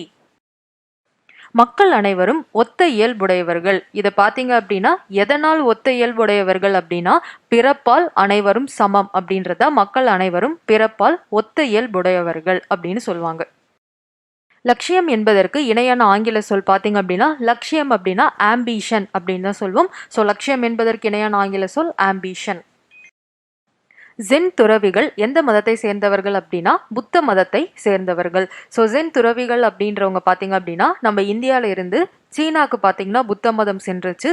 ஸோ சீனால இருந்து பார்த்தீங்க அப்படின்னா புத்த மதம் ஜப்பானுக்கு செல்லும் பொழுது அவர்களை ஜென் துறவிகள் அப்படின்னு சொல்லுவாங்க. ஸோ ஜென் துறவிகள் புத்த மதத்தை சேர்ந்தவர்கள். அறிவு என்னும் விளக்கை கொண்டு அறியாமை என்னும் இருளை நீக்க வேண்டும். இதில் அமைந்துள்ள அணியை தேர்ந்தெடுக்க அப்படின்னு கொடுத்திருக்காங்க. முதல் ஏகதேச உருவக அணி அப்படின்னா என்னென்ன ஆப்ஷன் ஏல பார்ப்போம். ஏகதேச உருவக அணி அப்படின்னா முதல் ஒரு விஷயத்தை கம்பேர் பண்ணி சொல்லியிருப்பாங்க. ஸோ ரெண்டாவது ஒரு விஷயத்தை பார்த்தீங்கன்னா கம்பேரிஷனே இல்லாமல் சொல்லியிருப்பாங்க. ஸோ இந்த மாதிரி இந்த இதில் இருக்கான்னு பார்ப்போம். அறிவு என்னும் விளக்கை கொண்டுன்னு சொல்லியிருக்காங்க. ஸோ அறிவை விளக்கோட கம்பேர் பண்ணியிருக்காங்க. ஓகே, ரெண்டாவது லைனில் பார்ப்போம். அறியாமை என்னும் இருளை நீக்க வேண்டும். அறியாமையை இருளோட ஒப்பிட்டு சொல்லியிருக்காங்க. ஸோ இந்த இது பார்த்தீங்க அப்படின்னா ஏகதேச உருவக அணி கிடையாது. ஒருவேளை இந்த கொஷின்ல அறிவு என்னும் விளக்கை கொண்டு அறியாமையை நீக்க வேண்டும் அப்படின்னு கொடுத்திருந்தாங்கன்னா அது ஏகதேச உருவக அணி. ஏன்னா அறிவு என்னும் விளக்கை கொண்டு அறியாமையை நீக்க வேண்டும் அப்படின்னா அறிவை விளக்கோட கம்பேர் பண்ணியிருக்காங்க. அறியாமை எதோட கம்பேர் பண்ணலை அப்படின்னா அது ஏகதேச உருவக அணி. ஒன்னுத்தை மட்டும் கம்பேர் பண்ணி இன்னொன்னத்தை கம்பேர் பண்ணாம சொன்னாங்க அப்படின்னா அது ஏகதேச உருவக அணி. இதுவே உருவக அணி அப்படின்னா என்ன அப்படின்னா உவமை அணியிலேயே பார்த்தீங்க அப்படின்னா போல, அதாவது ஒன்றை போன்று ஒன்று இல்லாமல் ரெண்டுத்தையும் ஒன்னாவே சொல்றது பார்த்தீங்கன்னா உருவக அணி. ஸோ அந்த மாதிரி இதில் இருக்கான்னு பார்ப்போம். அறிவு என்னும் விளக்கு. ஸோ அறிவை விளக்காவே சொல்லிட்டாங்க. என்னும் விளக்கு அப்படின்னா அறிவும் விளக்கும் ஒன்றுன்னு சொல்லியிருக்காங்க. கொண்டு அறியாமை என்னும் இருளை நீக்க வேண்டும். அறியாமையும் இருளும் ஒன்று. ஸோ இதில் இருக்கிறது பார்த்தீங்கன்னா உருவக அணி. உவமை அணி அப்படின்னா போல போன்ற வார்த்தைகள் இருந்தால் அது உவமை அணி. அது இதில் கிடையாது. இல்பொருள் உவமை அணியா? இதில் ஏதாவது இல்பொருள் இருக்கா? பூமியில் நடக்காத ஒரு விஷயத்தை பற்றி சொல்லியிருக்காங்களான்னா அதுவும் கிடையாது. ஸோ ஆப்ஷன் பி இதுக்கு உருவக அணி தான் இதோடைய கரெக்ட் ஆன்சர். ஆழ்வார்கள் மொத்தம் எத்தனை பேர் அப்படின்னு கேட்டிருக்காங்க. ஸோ இதில் ஆப்ஷனே 12 பேர். 12 ஆழ்வார்கள் அப்படின்னு தான் சொல்லுவாங்க. ஸோ 12 ஆழ்வார்கள். ஸோ சைவ சமயத்தை ஃபாலோ பண்ண நாயன்மார்கள் தான் பார்த்தீங்கன்னா 63 நாயன்மார்கள். ஸோ கொஷினில் கேட்டிருக்கிறது ஆழ்வார்கள். ஸோ ஆழ்வார்கள் 12 பேர். நாயன்மார்கள்னு கேட்டாங்கன்னா 63 பேர். இயேசுவின் வாழ்க்கை வரலாற்றையும் அறிவுரையையும் குறிப்பிடும் கண்ணதாசன் இயற்றிய நூல் என்ன அப்படின்னு சொல்லி பார்த்தீங்க அப்படின்னா இயேசு காவியம். ஸோ இயேசுவை பற்றின முழு வரலாறும் கண்ணதாசன் இயற்றிய இந்த தமிழ் நூலில் இருக்கும். பாவண்ணன் அப்படின்றவர் இவர் பார்த்தீங்க அப்படின்னா தமிழ் நூல் ஆசிரியர் தான். ஆனால் இவருக்கு தமிழை தவிர்த்து இன்னொரு மொழியிலையும் புலமை வாய்ந்தவர். ஸோ எந்த மொழியில் அப்படின்னு சொல்லி பார்ப்போம். கன்னட மொழியில். பாவண்ணன் கீழ்கண்ட எந்த மொழியில் அமைந்துள்ள நூல்களை தமிழில் மொழிபெயர்த்துள்ளார் அப்படின்னா கன்னட மொழி நூல்கள் பல நூல்கள் கிட்டத்தட்ட பார்த்தீங்க அப்படின்னா 25க்கும் மேற்பட்ட கன்னட நூல்களை பார்த்தீங்க அப்படின்னா தமிழில் மொழிபெயர்த்தவர் பாவண்ணன். வற்றல் தின்றான் இதில் அமைந்துள்ள ஆகு பெயரை தேர்ந்தெடுக்க அப்படின்வாங்க. ஸோ முதல் ஆகு பெயர் அப்படின்னு என்ன அப்படின்னு நமக்கு தெரிஞ்சாதான் இதுல வற்றல் தின்றான் அப்படின்றது என்ன ஆகு பெயர் அப்படின்னு நம்மளால தேர்ந்தெடுக்க முடியும். முதல்ல வற்றல் தின்றான் அப்படின்றது பாத்தீங்க அப்படின்னா ஆப்ஷன் ஏ தொழில் ஆகு பெயர். ஸோ நம்ம இதை டிஸ்கஸ் பண்ணிட்டு திருப்பி வந்து இந்த கொஸ்டினை பார்ப்போம். ஆகு பெயர் முதல் அப்படின்னா என்ன அப்படின்னா உண்மையான அந்த பொருளை குறிக்காமல் அந்த பொருளுடன் தொடர்புடைய ஒரு பொருளை குறிக்குது. ஃபார் எக்ஸாம்பிள் மல்லிப்பூ சூடினாள் அப்படின்னு சொல்லியிருப்பாங்க. ஸோ மல்லிகை அப்படின்றது மல்லிகை சூடினாள் அப்படின்னா மல்லிகை அப்படின்றது பார்த்தீங்கன்னா மொத்த மல்லிகை செடியையும் குறிக்கும். வேர், இலை, தழை, பூ, மொட்டு எல்லாத்தையும் குறிக்கும். ஆனால் பக்கத்தில் ஒரு வார்த்தை போட்டிருக்காங்கல்ல, சூடினாள். சூடினாள்னா வைத்து கொண்டாள். ஸோ எதில் மல்லிகையில் எதை தலையில் வச்சுக்க முடியும் அப்படின்னா பூவை மட்டும்தான் வச்சுக்க முடியும். ஸோ மல்லிகையை சூடினாள் அப்படின்றது மல்லிகை பூவை சூடினாள். ஸோ மல்லிகையில் மொத்த செடியையும் குறிக்காம அந்த பூவை மட்டும் குறிக்குது. இந்த மாதிரி ஒரே ஒரு விஷயத்துக்கு மட்டும் ஆகி வருவது ஆகு பெயர். ஸோ பக்கத்தில் இருக்கும் சொல்லை வைத்து அது எதை குறிக்குது அப்படின்னு நம்ம கண்டுபிடிச்சோம் அப்படின்னா அது ஆகு பெயர். ஸோ இந்த ஆகு பெயர்கள் பார்த்தீங்கன்னா 4 வகையான ஆகு பெயர் இருக்கு. ஒன்று தொழில் ஆகு பெயர். தொழிலை வைத்து பெயர் ஆகி வரும். ஃபார் எக்ஸாம்பிள் அழகன் அவியல் உண்டான் அப்படின்னு இருக்கு. இதுல அவியல் அப்படின்றது பாத்தீங்க அப்படின்னா அவியல் அப்படின்றதா அதுல இருக்கும் தொழில். ஓகேவா. உண்டான் அப்படின்ற அவியல் அப்படின்றது அவிக்கிறது. ஓகேவா, பாயில் பண்றது. ஸோ பக்கத்துல இருக்கும் வார்த்தை உண்டான் அப்படின்னா சாப்பிட்றது. அப்போ சாப்பிட்ற விஷயத்தை எதையோ தான் அவன் அவிச்சிருக்கான். அப்ப எதை அவித்திருக்கிறான் அப்படின்னா காய்கறியை அவித்திருக்கிறான். ஸோ காய்கறின்றத சொல்லாம அவியல் பக்கத்துல உண்டான், ஸோ சாப்பிட்டது அப்படின்னா ஸோ காய்கறியை தான் அவன் அவித்திருக்கிறான். எதை வேணாலும் அவன் அவித்திருக்கலாம். ஆனா உண்டான்ற வார்த்தை வரதுனால நாம அப்படியே காய்கறி அப்படின்னு எடுத்துக்கிறோம். ஸோ இப்படி வந்துச்சு அப்படின்னா தொழில் அது செய்யறத சொன்னாங்கன்னா அது தொழிலாகு பெயர். இதுவே பண்பாகு பெயர். இதுல பாத்தீங்க அப்படின்னா இளங்கோ இனிப்பு வழங்கினான். ஸோ இனிப்பு அப்படின்றது எந்த இனிப்பை வேணாலும் குறிக்கலாம். வழங்கினான் அப்படின்னா ஸோ அதை பார்த்தீங்கன்னா வழங்கி இருக்கான் அப்படின்னா அது ஒரு சாப்பிட்ற விஷயம். ஸோ இனிப்புகள் அதாவது சாப்பிட்ற ஸ்வீட்ஸ் வழங்கியிருக்கான். ஸோ இனிப்பு அப்படின்றது அந்த பண்பை குறிக்கிறது. சினையாகு பெயர். தாசிரியர் தலைக்கு ஒரு வினாத்தாள் தந்தார் அப்படின்னு சொல்லி இருக்கு. இதுல பாத்தீங்க அப்படின்னா தலை அப்படின்றது ஆகு பெயர். தலையிலேருந்து என்ன வேணாலும் சொல்லலாம். ஆனா வினாத்தாள் அப்படின்னு சொன்னதின் மூலயமா தலை அப்படின்றது வெறும் தலையை மட்டும் குறிப்பது இல்லை, மாணவனை குறிக்கிறது வினாத்தாளை வச்சு பார்க்கும் பொழுது. ஸோ தலை அப்படின்றது ஒரு சினை. இந்த இடத்துல ஒரு மாணவனை குறிப்பதால் இது சினையாகு பெயர். இடவாகு பெயர். கிரிக்கெட்டில் இந்தியா வென்றது. இதுல இந்தியா அப்படின்றத இடவாகு பெயர். கிரிக்கெட்டில் இந்தியா வென்றது அப்படின்னா இந்திய வீரர்கள், இந்திய கிரிக்கெட் வீரர்கள் வென்றார்கள். ஸோ இந்தியா அப்படின்ற இடத்தை வைத்து இந்திய வீரர்கள் அப்படின்ற வார்த்தை மறைந்து வருவதால் இந்தியா அப்படின்றது இடவாகு பெயர். இப்போ நம்ம திருப்பி கொஸ்டினை போய் இப்போ இதுல பாத்தீங்க அப்படின்னா வற்றல் தின்றான் இதில் அமைந்துள்ள ஆகு பெயர் என்ன? வற்றல் அப்படின்னா வத்த வைக்கிறது, அதாவது நல்லா காத்தாரி வத்த வைக்கிறது. எதை வத்த வச்சான் அப்படின்னு நமக்கு தெரியாது. ஸோ தின்றான் அப்படின்றது மூலயமா பார்த்தீங்கன்னா ஒரு சாப்பிடும் பொருளை தான் அவன் வற்ற வைத்திருக்கிறான். ஸோ நம்ம இதில் சொல்லுவோம் இல்லையா, அந்த வடகம் வைக்கிறது, வத்தல் வைக்கிறது, அதை தான் குறிப்பிடுவதால் வற்றுதல் அந்த தொழிலை குறிப்பிடு, அந்த தொழில் ஆகி வருவதால். ஸோ தின்றான் அப்படின்ற சொல்லோட வருவதால் அதை தொழிலாகு பெயர் அப்படின்னு நம்ம எடுத்துக்கணும். ஸோ ஆப்ஷன் ஏ தான் இது கரெக்ட். காயிதே மில்லத் என்பது எம்மொழி சொல். காயிதே மில்லத் அப்படின்றது ஒரு அரபு மொழி சொல். ஸோ காயிதே மில்லத் அப்படின்னா அரபு மொழியில வழிகாட்டும் தலைவர் அவருக்கு தான் பார்த்தீங்க அப்படின்னா காயிதே மில்லத் அப்படின்னு சொல்லுவாங்க. இப்போ நம்ம ப்ரெசெண்டாக நிறைய காலேஜஸ்லாம் கூட சென்னையில் காயிதே மில்லத் என்ற பேரில் இருக்கு. ஸோ காயிதே மில்லத் அப்படின்றது பார்த்தீங்க அப்படின்னா ஒரு அரபு மொழி சொல். இது பார்த்தீங்க அப்படின்னா முகமது இஸ்மாயில் அப்படின்றவர், இவர் ஒரு சிறந்த விடுதலை போராட்ட வீரர். ஓகேவா. ஸோ அதுக்கப்புறம் முஸ்லீம் லீக் கட்சியை பார்த்தீங்கன்னாலும் நமக்கு வந்து இந்தியாவில் நம்ம தமிழ்நாடு சைடில் ரொம்ப பெரிய ஆதரவு தெரிவித்தவர் இவர் தான். அதனால தான் அவருக்கு காயிதே மில்லத் அப்படின்ற அந்த பெயர். ஸோ அவருடைய ஞாபகமாக தான் சென்னையில் நிறைய இடத்துல பார்த்தீங்கன்னா பல்கலைக்கழகங்கள், கல்லூரிகள், பிரிட்ஜ் இதுக்கெல்லாம் பார்த்தீங்கன்னா காயிதே மில்லத்தின் பேர் வச்சிருப்பாங்க. ஸோ காயிதே மில்லத்ன்றது ஒரு அரபு சொல். இப்போ பொறுத்துக்க பார்ப்போம். மாந்தர் அப்படின்றது மக்கள். தத்துவம் அப்படின்றது பார்த்தீங்கன்னா உண்மை. பேதம் அப்படின்றது வேறுபாடு. குன்று அப்படின்றது மலை. So option C. கீரை விதைத்துள்ளேன். இதில் அமைந்துள்ள ஆகு பெயரை தேர்ந்தெடுக. இதுல கீரை அப்படின்றது தான் ஆகு பெயர். ஓகேவா? கீரை அப்படின்றது முழு கீரையை வேரிலிருந்து பூ வரைக்கும் இருக்கும் மொத்த கீரையை பார்த்தீங்கன்னா இதுல குறிக்குது. விதைத்துள்ளேன் அப்படின்றது மூலயமா பார்த்தீங்க அப்படின்னா விதை, கீரையின் விதையை தான் யூஸ் பண்ணியிருக்காங்க. இங்க கீரை அப்படின்னு சொல்லப்பட்டது கீரையின் விதையை, பக்கத்துல விதைத்துள்ளேன் அப்படின்ற வார்த்தை. ஸோ கீரை அப்படின்றது பார்த்தீங்க அப்படின்னா சினை. ஓகேவா? ஒரு மரத்துல அந்த இலை தழையோட சேர்ந்தது தான் கீரை. இது பார்த்தீங்கன்னா சினை ஆகு பெயர். எப்படி நம்ம வந்து மனுஷனுக்கு தலை கை அந்த மாதிரி இருக்கும், ஒரு செடியில இருக்கும் அந்த இலை ஒரு வகை தான் கீரை. ஸோ அதனால இது பார்த்தீங்க அப்படின்னா சினை ஆகு பெயர். கண்ணியமிகு தலைவர் என்று அழைக்கப்பட்டவர் பார்த்தீங்கன்னா ஆப்ஷன் சி முகமது இஸ்மாயில். இவர் நம்ம தமிழ்நாட்டை சேர்ந்தவர். ஸோ இந்திய விடுதலைக்காக நிறைய போராடினவர். இந்தியா பாகிஸ்தான் பிரியும் பொழுது அந்த முஸ்லீம் லீக் கட்சிக்கு நிறைய சப்போர்ட் பண்ணவர். ஸோ இவர் பார்த்தீங்க அப்படின்னா கண்ணியமிகு தலைவர் என்று முகமது இஸ்மாயில் அழைக்கப்பட்டார். தவறானதை தேர்ந்தெடுக்க. ஸோ ஆப்ஷன் ஏ பாருங்க, கலகலன் இருக்கு, கல கூட்டல் கல, இது கரெக்ட். எதிர் ஒலித்தது. ஸோ எதிர் கூட்டல் ஒலித்தது, இதுவும் சரியாக பிரிச்சிருக்காங்க. முதுமொழி, இதை பிரிக்கும் பொழுது முதுமை கூட்டல் மொழி, இதுவும் சரியாக பிரிக்கப்பட்டிருக்கு. ஆப்ஷன் டி தன்னாடு அப்படின்றது பார்த்தீங்க அப்படின்னா தன் கூட்டல் நாடுன்னு தான் பிரிக்கணும். ஆனால் இவங்க தன்மை கூட்டல் நாடுன்னு பிரிச்சிருக்காங்க. ஸோ ஆப்ஷன் டி தவறானது. ஸோ அடுத்தது இரட்டை கிளவியில் ஒரு சொல் எத்தனை முறை வரும்னு கேட்டிருக்காங்க. கொஷின்லேயே பாருங்க, இரட்டை கிளவி. ஸோ 2 முறை ஒரு சொல் வரும். இப்போ நம்ம முன்னாடி பார்த்த மாதிரி கலகல அப்படின்றதெல்லாம் இரட்டை கிளவி. ஸோ பிரித்தால் பொருள் தராது, இரண்டும் சேர்ந்து வந்தாதான் பார்த்தீங்க அப்படின்னா இரட்டை கிளவி. ஸோ இரட்டை கிளவியில் ஒரு சொல் 2 முறை வரும். Option B.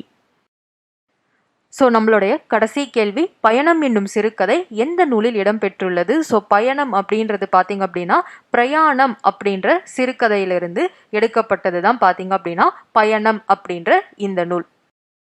ஸோ இந்த வீடியோவை இப்போ நீங்கள் கடைசி வரைக்கும் பார்த்துருக்கீங்க அப்படின்னா 7th ஸ்டாண்டர்ட் தமிழ் புக்கில் டேர்ம் 1, டேர்ம் 2, டேர்ம் 3 இதில் இருக்கும் 1லிருந்து 9 இயல்கள் இதில் இருக்கும் முக்கியமான இலக்கணங்கள், முக்கியமான டாபிக்ஸ், முக்கியமான புலவர்கள் இவங்க எல்லாத்தையும் மொத்தமாகவே நம்ம டிஸ்கஸ் பண்ணிட்டோம். இந்த அளவுக்காவது நீங்கள் 7th ஸ்டாண்டர்ட் புக்கை ப்ரிப்பேர் பண்ணி ஆகணும். ஸோ இந்த வீடியோ முழுசாக நீங்கள் பார்த்துட்டீங்க அப்படின்னா உங்களால் தமிழ் 100 out of 100 எடுக்க முடியுமானா 100 out of 100 உங்களால் எடுக்க முடியாது. ஆனால் 100க்கு ஒரு 90க்கு மேலே பார்த்தீங்க அப்படின்னா இந்த மாதிரி நீங்க ஒரு ஸ்டாண்டர்டையும் ப்ரிப்பேர் பண்ணீங்கன்னா ஸ்கோர் பண்ண முடியும். இந்த வீடியோ இப்போதைக்கு பார்த்தீங்க அப்படின்னா இப்போதான் ஃபர்ஸ்ட் டைம் நீங்க படிக்கிறீங்க, உங்களுக்கு தமிழை பத்தி ஒண்ணுமே தெரியாது அப்படின்னா இந்த வீடியோ உங்களுக்கு ஒரு ஐடியா கொடுத்துருக்கும். ஸோ எப்படியெல்லாம் படிக்கணும் அப்படின்றது.